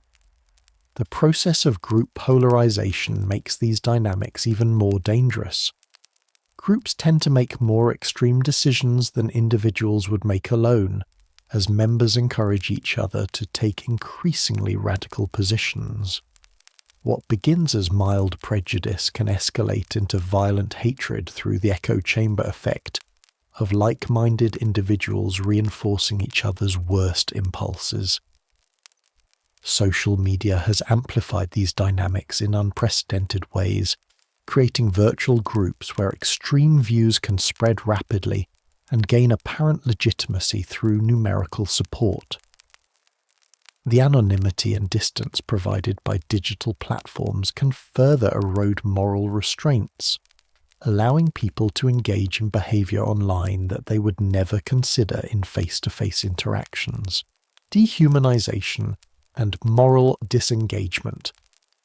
Perhaps the most crucial factor in transforming good people into monsters is the process of dehumanization, where victims are stripped of their human qualities and redefined as something less worthy of moral consideration. This cognitive transformation makes it possible for otherwise compassionate individuals to inflict terrible suffering without experiencing normal empathetic responses. Dehumanization operates through language, imagery, and conceptual frameworks that redefine the target group as fundamentally different from and inferior to the perpetrator's group. Victims become animals, parasites, infections, or threats that need to be eliminated for the good of society. This linguistic transformation isn't mere rhetoric. It actually changes how perpetrators perceive and relate to their victims. The effectiveness of dehumanization lies in its ability to bypass normal moral inhibitions. Humans have evolved strong prohibitions against harming other humans, but these same prohibitions don't apply to threats, pests, or objects. By cognitively recategorizing victims, perpetrators can engage in harmful behavior while maintaining their self-image as moral people who are simply doing what's necessary. Moral disengagement works alongside dehumanization to neutralize ethical concerns. Albert Bandura identified several mechanisms people use to disengage their moral standards. Moral justification, portraying harmful acts as serving worthy purposes; euphemistic labeling, using sanitized language to describe destructive actions; advantageous comparison, comparing current actions favorably to worse alternatives; displacement of responsibility, attributing actions to external pressures; diffusion of responsibility, spreading accountability across many people; distortion of consequences, minimizing or ignoring harm; and dehumanization of victims. These mechanisms allow people to maintain their moral self-concept while engaging in increasingly harmful behavior. A person can participate in systematic oppression while genuinely believing they're protecting society from dangerous elements. They can inflict suffering while convincing themselves they're preventing greater harm. The human capacity for self-deception in service of moral disengagement is virtually limitless. Environmental and systemic pressures. The environments we inhabit shape our behavior in profound ways, often without our conscious awareness. Toxic systems can corrupt even well-intentioned individuals by creating incentive structures that reward harmful behavior and punish ethical choices. Consider the financial industry's role in various economic crises. Many of the individuals involved in creating subprime mortgage scandals or engaging in predatory lending practices weren't inherently greedy or malicious. However, they operated within systems that rewarded short-term profits while externalizing long-term costs. Performance bonuses, promotion criteria, and competitive pressures created environments where ethical behavior became economically disadvantageous. Similarly, healthcare systems that prioritize efficiency and cost-cutting over patient care can gradually erode the ethical foundations of medical practice. Doctors and nurses who entered their professions to help people can find themselves making decisions based on financial considerations rather than patient welfare, not because they've become bad people, but because the system's incentives have shifted their priorities. Institutional cultures play a crucial role in shaping individual behavior. Organizations develop informal norms and expectations that can override formal ethical guidelines. New employees learn how things really work through observation and socialization, often adopting practices they would have questioned as the outsiders. Over time, these practices become normalized and unquestioned, creating institutional momentum that's difficult to resist. The physical environment itself can influence moral behavior. Broken windows theory suggests that visible signs of disorder and neglect can encourage further deterioration, including moral decline. Environments that appear lawless or uncared for can subtly communicate that normal rules don't apply, making it easier for people to engage in behavior they would avoid in more ordered settings. Economic pressures and social instability create additional environmental factors that can push good people toward harmful actions. When people fear for their survival or their family's welfare, they may compromise their values in ways they never thought possible. Desperation can make previously unthinkable options seem reasonable or necessary. The role of ideology and belief systems. Ideological frameworks provide powerful tools for transforming moral sensibilities, offering comprehensive worldviews that can justify virtually any action in service of higher goals. Good people can become monsters when they become convinced that their cause is so important that normal moral rules don't apply. Revolutionary movements throughout history have attracted genuinely idealistic individuals who believed they were working to create a better world.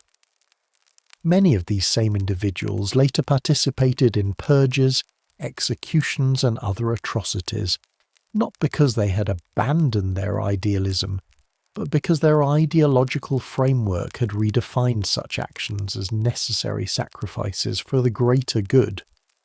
Religious extremism operates through similar mechanisms, taking genuine spiritual impulses and channeling them toward destructive ends. People who sincerely believe they're serving divine purposes can justify almost any action, from personal cruelty to mass violence. The same psychological mechanisms that drive charitable works and personal sacrifice can be redirected toward persecution and destruction.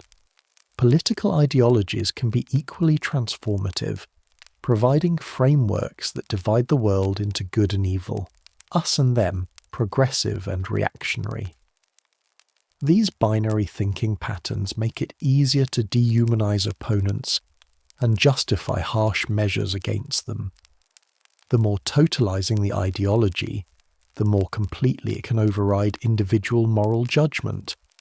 The danger of ideological thinking lies not in having beliefs, but in allowing those beliefs to become so central to identity that questioning them becomes psychologically impossible. When ideology becomes fused with self-concept, challenges to the belief system feel like personal attacks, creating powerful psychological incentives to defend the ideology regardless of evidence or moral considerations. Modern conspiracy theories demonstrate how ideological frameworks can transform ordinary people into agents of harm. Individuals who begin with legitimate concerns about government overreach or corporate power can gradually adopt increasingly extreme worldviews that justify violence against perceived enemies. The step-by-step process of ideological radicalization can lead decent people to support or participate in terrorist activities while maintaining their self-image as patriots or freedom fighters. The corruption of good intentions. One of the most tragic aspects of human transformation is how good intentions can become corrupted through the very pursuit of worthy goals. People who genuinely want to help others or improve society can gradually adopt harmful methods in service of their noble aims, eventually becoming indistinguishable from those they originally opposed. The healthcare professional who begins by wanting to heal the sick might gradually compromise their standards in pursuit of research breakthroughs, eventually conducting unethical experiments on vulnerable populations. The social reformer who starts by advocating for justice might gradually embrace more extreme measures, eventually supporting violence against those who resist change. The parent who begins by wanting to protect their children might gradually become controlling and abusive in their efforts to ensure their safety. This corruption occurs because the pursuit of good outcomes can create a results-oriented mindset that gradually devalues the means used to achieve those results. Each compromise seems justified by the ultimate goal, and each success reinforces the belief that the ends justify the means. Over time, the original good intentions become mere justifications for increasingly questionable actions. The phenomenon is particularly visible in helping professions, where the desire to serve others can gradually transform into paternalistic control. Social workers, teachers, doctors, and therapists who begin with genuine compassion can gradually develop God complexes, believing they know what's best for others regardless of those people's own wishes or values. Their good intentions shield them from recognizing the harm they cause, as they interpret resistance or negative outcomes as evidence of others' ignorance rather than signs of their own overreach. Organisational mission creep demonstrates this pattern on an institutional level. Non-profit organisations founded to address specific problems can gradually expand their scope and methods, eventually engaging in activities that contradict their original values. The desire to maintain relevance and funding can drive organisations to adopt increasingly aggressive tactics or to redefine their mission in ways that justify questionable behaviour. The fragility of goodness. The transformation of good people into monsters reveals the profound fragility of human morality. Our capacity for ethical behaviour depends on maintaining favourable conditions that support our better angels, while restraining our darker impulses. When these conditions break down, through gradual erosion, authoritarian pressure, toxic group dynamics, dehumanizing ideologies, or environmental stresses, even the most well-intentioned individuals can find themselves committing acts they would have found unthinkable. This understanding should inspire both humility and vigilance. Humility because it reminds us that we are all vulnerable to moral corruption under the right circumstances. The distance between good person and monster may be shorter than we like to believe, traversed not through dramatic moral collapses, but through incremental compromises and subtle psychological manipulations. None of us can claim immunity from the forces that have transformed others throughout history. Vigilance because recognizing these patterns gives us the power to resist them. By understanding how good people become monsters, we can better identify the warning signs in our own lives and societies. We can create systems and structures that support ethical behavior rather than undermining it. We can resist the gradual erosion of our moral boundaries and maintain our capacity for moral courage even under pressure.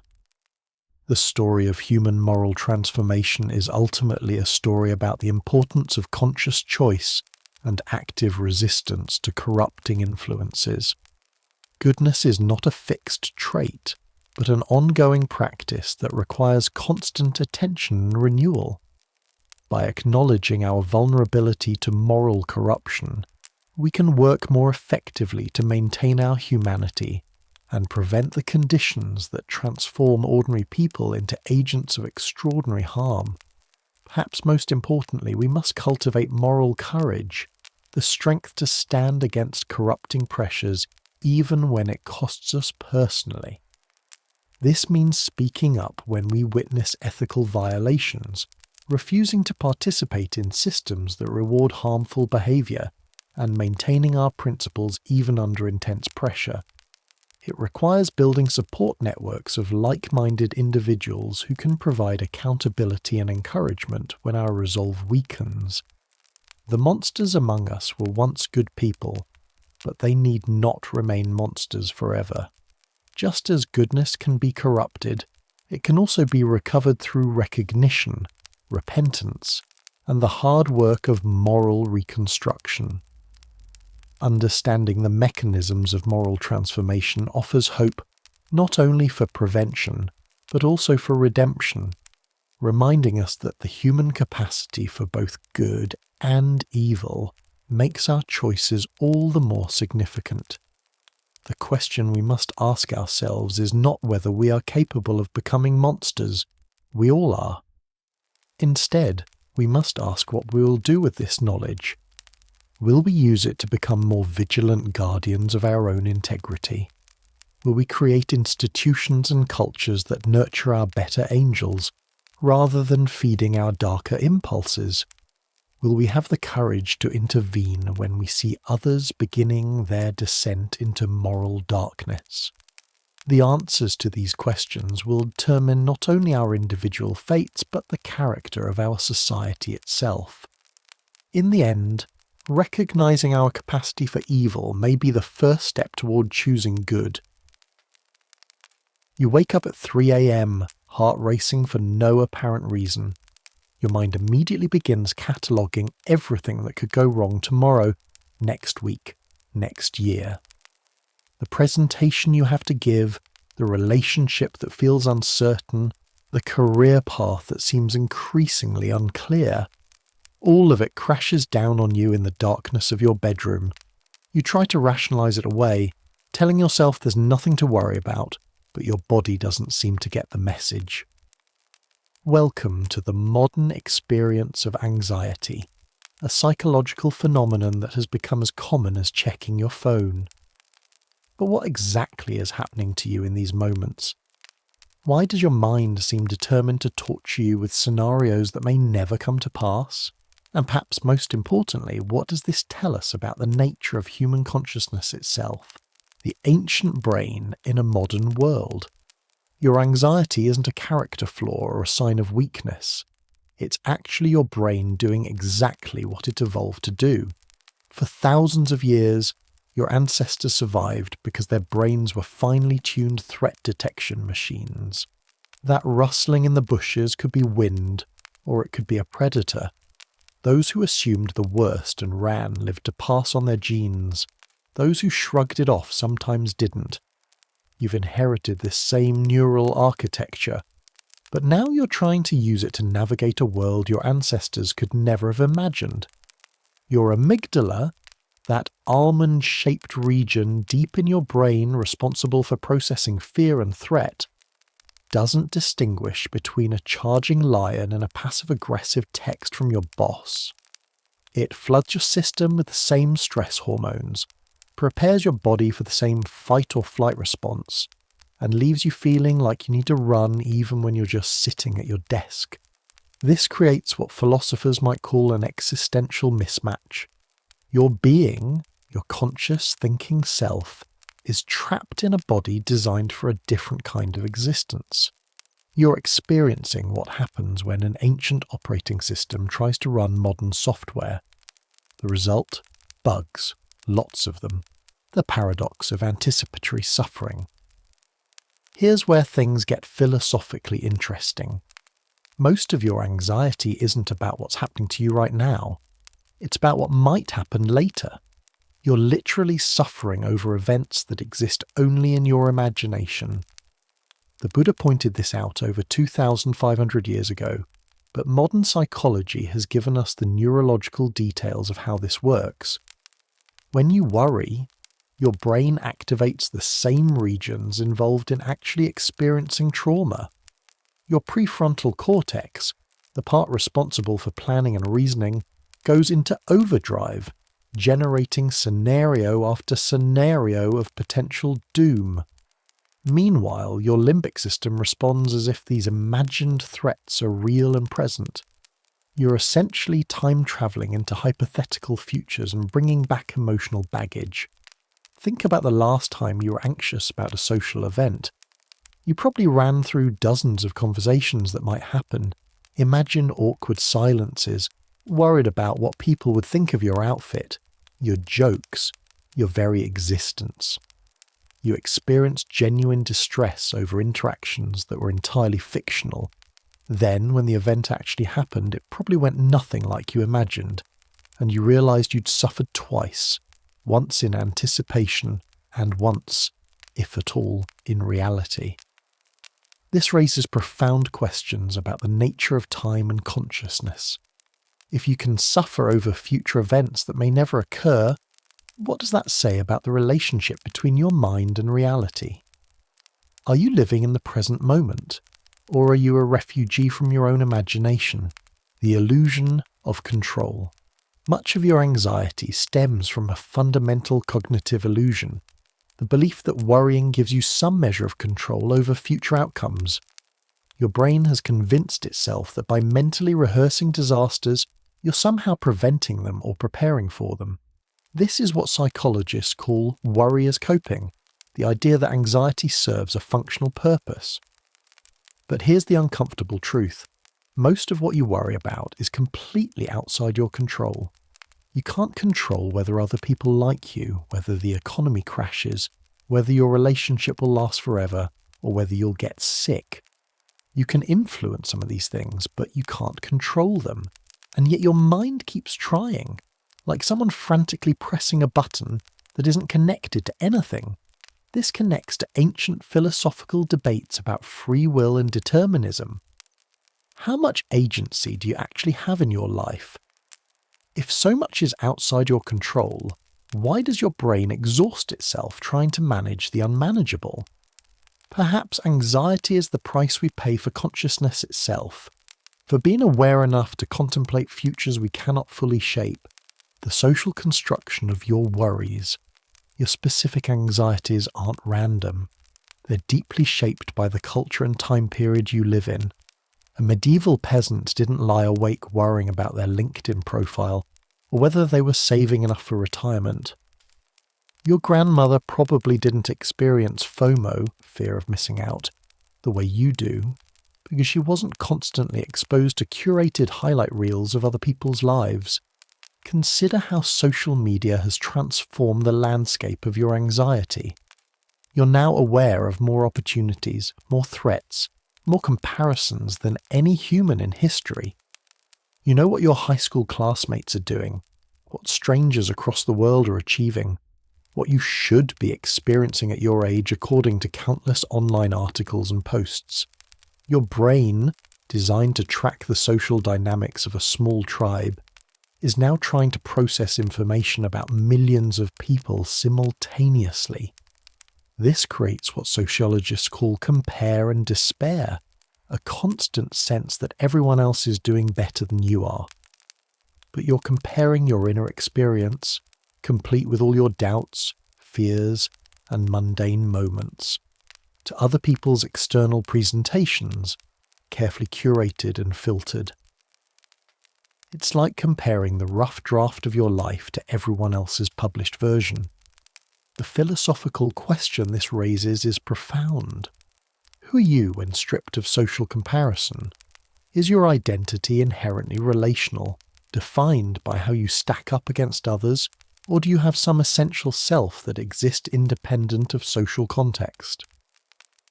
Your anxiety might be telling you something important about the social construction of the self, the perfectionism trap. Much of your anxiety probably stems from perfectionism, not the healthy desire to do well, but the pathological fear of doing anything less than perfectly.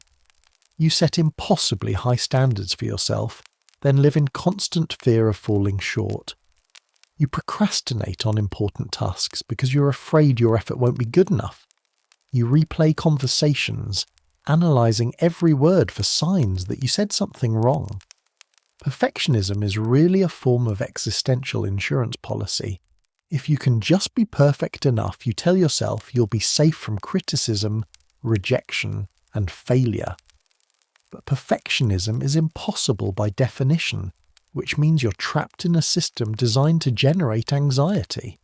You're essentially trying to solve the problem of being human by being something other than human. This connects to philosophical questions about authenticity and self-acceptance. What would it mean to accept yourself as fundamentally flawed and still worthy of love and respect? How much of your identity is built on achievement versus simply being? Your perfectionist anxiety might be your psyche's way of avoiding deeper questions about your inherent worth, the anxiety of infinite choice. Previous generations often had their life paths largely determined for them by family, class, geography, gender, or tradition. While this limited freedom, it also provided structure and certainty. You, on the other hand, live in an age of unprecedented choice. You can live almost anywhere, pursue almost any career, create almost any kind of lifestyle, identify in almost any way. This freedom is both liberating and terrifying. Psychologist Barry Schwartz calls this the paradox of choice. Too many options can lead to decision paralysis and anxiety. When everything is possible, how do you know if you're making the right choices? When any path could lead to success or failure, how do you choose? The weight of infinite possibility can be crushing. You might find yourself anxious about closing off options, even ones you don't really want. You worry about settling down because what if someone better comes along? You worry about choosing a career because what if you discover your true passion later? You worry about commitment because what if you're missing out on other experiences? This raises profound questions about the nature of freedom and happiness. Does having unlimited choices actually make you freer? Or does it create a new kind of prison? Is anxiety the price we pay for living in an open society? Perhaps your decision-making anxiety reflects a deeper philosophical problem. How do you choose a meaningful life when meaning itself is a choice? The loneliness epidemic and existential anxiety. Despite being more connected than ever through technology, you probably sometimes feel profoundly alone. This isn't just social loneliness, it's existential loneliness. The sense that your inner experience is fundamentally isolated and unknowable to others. You worry that if people really knew you, they wouldn't like you. You feel like you're performing a version of yourself rather than simply being yourself. This existential isolation fuels many of your anxieties.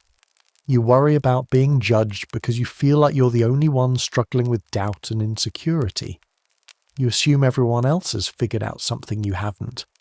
You feel pressure to appear confident and successful, while internally feeling lost and overwhelmed. But here's what's both comforting and unsettling. Everyone feels this way sometimes. Your anxiety about being uniquely flawed is itself almost universal. The very thing that makes you feel most alone, your inner uncertainty and fear, is actually one of the most human things about you. This is what philosophers call the human condition, the simultaneous desire for connection and the impossibility of truly merging with another consciousness, the meaning-making machine. Your brain is constantly trying to make sense of your experience, to find patterns and explanations for what happens to you. When something bad occurs, you immediately start asking why, and what does this mean? This meaning-making drive is one of humanity's greatest strengths. It's how you learn, adapt, and create culture. But it can also fuel anxiety. Sometimes things happen for no particular reason. Sometimes life is genuinely chaotic and unpredictable. But your brain can't accept this. It would rather construct a negative explanation than accept no explanation at all. So when someone doesn't text you back immediately, your brain creates a story. They're angry with you.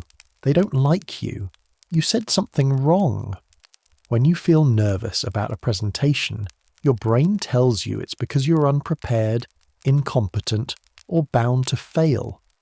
These anxious narratives feel true because your brain constructed them, but they're often just stories you're telling yourself to avoid the discomfort of uncertainty. The philosophical question is, how much of your reality is actually constructed by your own mind? If your anxious thoughts aren't necessarily true, what else might you be wrong about? The courage to be anxious. Here's perhaps the most important insight about your anxiety. It's often a sign that you're doing something meaningful. You feel anxious about relationships because connection matters to you. You feel anxious about your career because you want to contribute something valuable. You feel anxious about the future because you care about what happens. Anxiety and meaning are often intimately connected. The things that make you most anxious are frequently the things that matter most to you. Your worry about being a good friend reveals your commitment to friendship. Your concern about your work performance reflects your desire to be competent and helpful. Your fear of failure demonstrates your commitment to success. This doesn't mean you should embrace anxiety or seek it out, but it does suggest that completely eliminating anxiety might not be possible or even desirable. Some level of anxiety is the price of caring, of being invested in outcomes you can't fully control. The goal isn't to become someone who never worries, it's to develop a healthier relationship with your worry.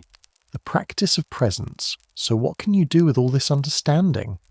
How do you live with an ancient brain in a modern world, with infinite choices and existential isolation, with the constant buzz of anxiety in the background of your consciousness? The answer isn't to eliminate anxiety entirely. That's neither possible nor advisable. Instead, it's to develop what might be called anxiety wisdom. The ability to recognize anxious thoughts as mental events rather than facts, to understand their evolutionary and social origins, and to respond to them with compassion rather than resistance. When you notice yourself spiraling into worry, you can pause and ask, is this anxiety telling me something useful? Or is it just my brain doing what brains do? Am I solving a real problem, or am I rehearsing imaginary disasters? What would I do right now if I weren't afraid? This isn't about positive thinking or pretending everything's fine. It's about recognizing that your anxious thoughts are part of your experience, but not the totality of it. You're larger than your anxiety, more complex than your fears, more resilient than your worries suggest. The paradox of acceptance. One of the most counterintuitive discoveries in psychology is that trying to get rid of anxiety often makes it worse. When you resist anxious thoughts, when you judge yourself for having them, when you fight against the physical sensations of fear, you often intensify the very experience you're trying to escape. It's like quicksand. The more you struggle, the deeper you sink. But when you learn to accept anxiety as a natural part of human experience, something interesting happens. The anxiety doesn't necessarily disappear, but it loses some of its power over you. You stop being anxious about being anxious. You recognize worry as weather passing through your mind rather than a permanent state of being.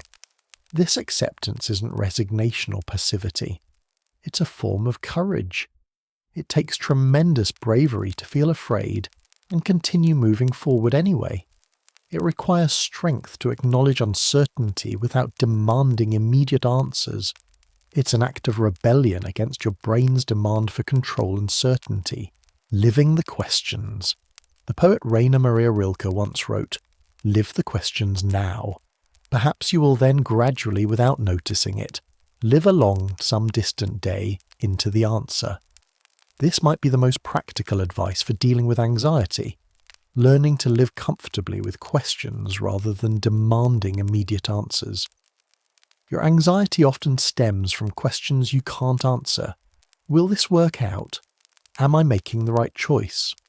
What if something goes wrong? What will people think? These are fundamentally unanswerable questions about an uncertain future, and your attempts to resolve them through worry are futile. But what if you could live with not knowing? What if uncertainty became not a problem to solve, but a condition to accept? What if the discomfort of not having all the answers was simply part of being human, as natural as breathing or aging? The wisdom of your worry. Your anxiety, for all its discomfort, contains wisdom. It tells you what you care about, alerts you to potential problems, and motivates you to prepare and protect what matters to you. It's an ancient system trying its best to keep you safe in a world it doesn't quite understand. The goal isn't to silence this system, but to work with it more skillfully. You can acknowledge your brain's concerns without being ruled by them. You can feel fear without letting it make all your decisions. You can experience uncertainty without demanding certainty. In the end, your anxiety is part of the price of being conscious, of caring, of being fully human. It's uncomfortable, but it's also profoundly meaningful. It connects you to the long history of humans who have worried about their children, their tribes, their futures. It reminds you that you are a creature capable of imagining tomorrow and caring about what it might bring. Your anxiety isn't a flaw in your programming. It's evidence that your programming is working exactly as designed.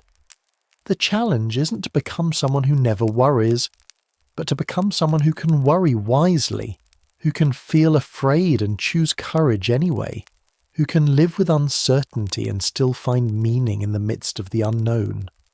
In learning to understand and work with your anxiety, you're not just managing a psychological symptom, you're engaging with some of the deepest questions of human existence. What does it mean to be conscious? How do you live with uncertainty? What is the relationship between fear and love, between worry and care, between anxiety and meaning. These aren't questions with final answers, but they're questions worth living. And in living them, you might discover that your anxiety, that persistent, uncomfortable, deeply human companion, has been teaching you something important about what it means to be alive. The neuroscience of overthinking.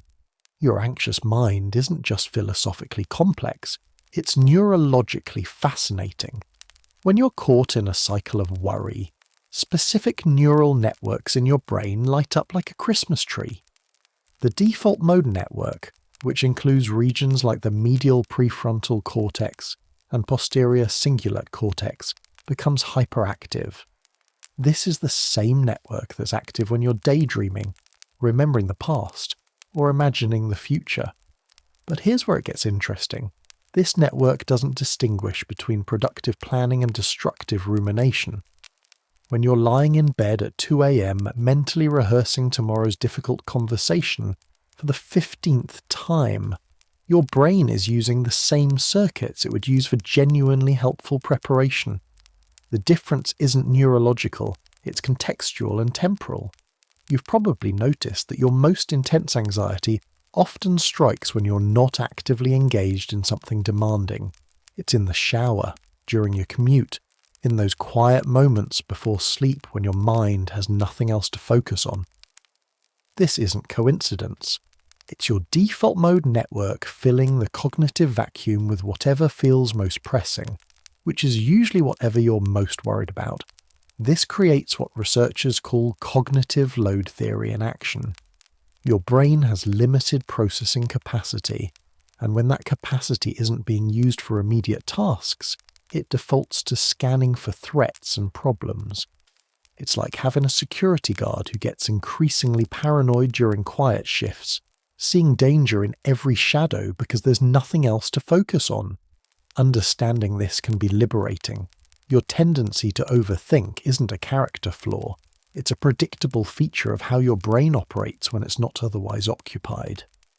This is why anxiety often strikes hardest during transitions, quiet moments, and times of low stimulation. Your brain isn't broken. It's just doing what brains do when they're not busy with immediate demands. The body keeps the score. Your anxiety isn't just happening in your head. It's a full-body experience that involves systems you're not even consciously aware of. Your vagus nerve, which connects your brain to your heart, lungs, and digestive system, carries anxiety signals throughout your body faster than you can think them. This is why you might feel butterflies in your stomach before you consciously realize you're nervous about something. Your autonomic nervous system, the part that controls breathing, heart rate, and digestion, doesn't wait for your rational mind to assess whether a threat is real. It responds to the mere possibility of danger by shifting into sympathetic dominance. Your heart rate increases, your breathing becomes shallow, your muscles tense, and your digestion slows down. You're being prepared for physical action even when the threat exists only in your imagination. This creates a feedback loop that can intensify anxiety. You think an anxious thought, your body responds with physical symptoms.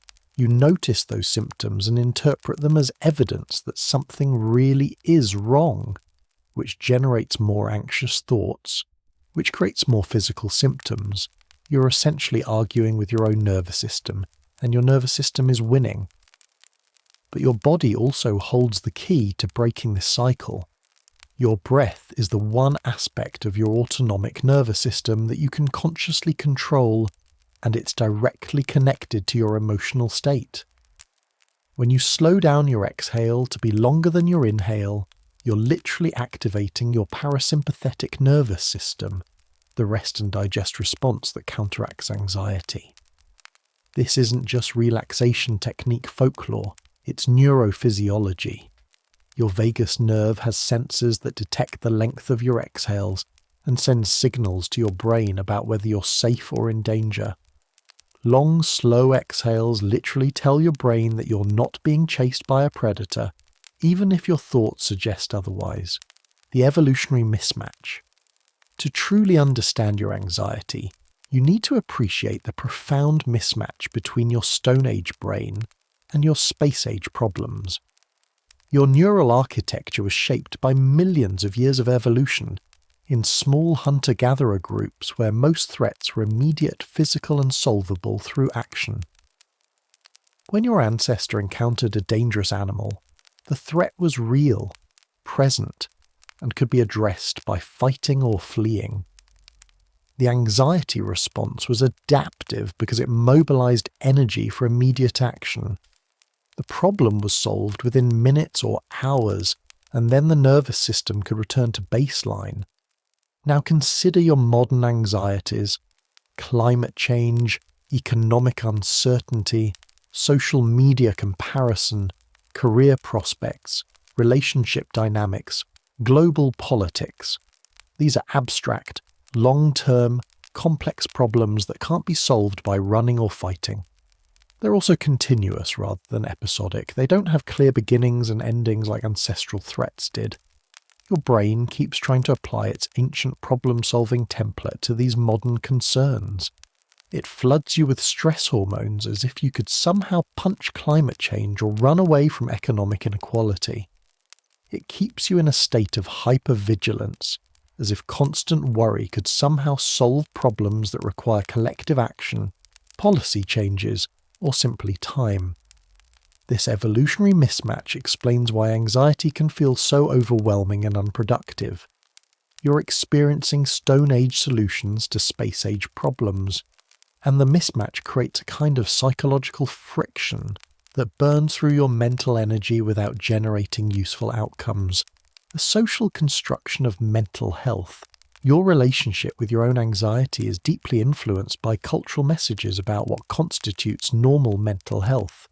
You live in a society that increasingly pathologizes emotional discomfort, while simultaneously creating conditions that make emotional discomfort almost inevitable. On one hand, you're told that anxiety is a medical condition that requires treatment, that feeling worried or uncertain is a symptom rather than a natural response to uncertain conditions. On the other hand, you're surrounded by uncertainty, competition, isolation, and information overload that would make anyone feel anxious. This creates what might be called meta-anxiety. Anxiety about having anxiety. You worry that your worry means something is wrong with you, that you should be handling things better, that other people don't struggle the way you do. You medicalize normal human responses to abnormal conditions. But what if your anxiety is actually a rational response to irrational circumstances? What if feeling overwhelmed by overwhelming conditions is a sign of sanity rather than pathology? What if your nervous system is accurately detecting that something isn't quite right about the pace, pressure, and priorities of modern life? This doesn't mean all anxiety is healthy or that you should simply accept suffering. It means that some of your anxiety might be your psyche's way of saying that your life circumstances need adjustment, not just your brain chemistry. Sometimes the problem isn't your response to your environment, it's your environment itself. The paradox of self-improvement. You probably have a complicated relationship with self-help culture and the endless array of anxiety management techniques available to you. On one hand, you want tools that work, strategies that provide relief, methods that give you some sense of control over your inner experience. On the other hand, the very pursuit of anxiety elimination can become another source of anxiety. When meditation doesn't immediately calm your mind, when therapy doesn't provide quick fixes, when lifestyle changes don't eliminate worry, you might start worrying about your worry management. You're not just anxious about your original concerns, you're anxious about your inability to not be anxious about them. This creates what psychologists call the second arrow of suffering. The first arrow is your original anxiety about work, relationships, or the future. The second arrow is your anxiety about having anxiety, your frustration with your own mind, your sense that you should be better at managing your emotions by now. The self-improvement paradox is that the harder you try to eliminate anxiety, the more central anxiety becomes to your identity and daily experience. You're essentially fighting a war against part of yourself, and wars create casualties even when you win battles. Perhaps the real skill isn't learning to eliminate anxiety, but learning to have a different relationship with it. Instead of seeing anxiety as an enemy to defeat, what if you could see it as information to consider, energy to channel, or simply one weather pattern in the larger climate of your consciousness? The creativity of worry. Here's something fascinating about your anxious mind. It's incredibly creative. When you worry, you're essentially writing elaborate fiction about future scenarios, complete with dialogue, plot twists, and vivid sensory details. You're a novelist of disaster, a screenwriter of worst-case scenarios, an artist whose medium is imagined catastrophe. This creative capacity isn't separate from your anxiety, it's central to it. Your ability to envision multiple futures, to imagine complex social dynamics, to anticipate problems that don't yet exist. These are sophisticated cognitive skills that humans have developed to an extraordinary degree. The same mental faculties that generate your most creative insights also generate your most persistent worries. The brain that can write poetry, solve complex problems, and envision better worlds is the same brain that can construct elaborate scenarios of personal failure and social rejection. This suggests something profound about the relationship between creativity and anxiety. Many artists, writers, innovators, and thinkers throughout history have struggled with anxiety, and it's possible that anxiety and creativity share common neural pathways. The ability to see what isn't there yet, whether that's a solution to a problem or a potential disaster, might be two sides of the same cognitive coin. Understanding this connection can change how you relate to your anxious thoughts. Instead of seeing them as purely negative mental events, you might recognize them as evidence of your brain's remarkable capacity for imagination and scenario planning. The goal isn't to shut down this capacity, but to direct it more skillfully. The wisdom of insecurity. Security is largely an illusion, though a compelling one. You seek stable relationships, reliable income, predictable outcomes, and clear plans, but the fundamental nature of existence is impermanence and uncertainty. Everything you cherish will eventually change or end. Everyone you love will eventually die. All your achievements will eventually be forgotten. This isn't meant to be depressing. It's meant to be liberating. If insecurity is the natural state of existence, then your anxiety about insecurity makes perfect sense. You're not failing at life because you feel uncertain. You're accurately perceiving the uncertain nature of life itself. Much of your anxiety stems from trying to create permanent security in an impermanent world. You want guarantees that don't exist, certainties that aren't available, promises that can't be kept. You're essentially trying to solve the problem of being mortal by accumulating enough money, love, status, or control to make yourself invulnerable. But vulnerability isn't a problem to solve, it's a condition to accept. Your openness to being hurt is also your openness to being moved, touched, and changed by life. Your capacity for loss is also your capacity for love. Your awareness of uncertainty is also your awareness of possibility.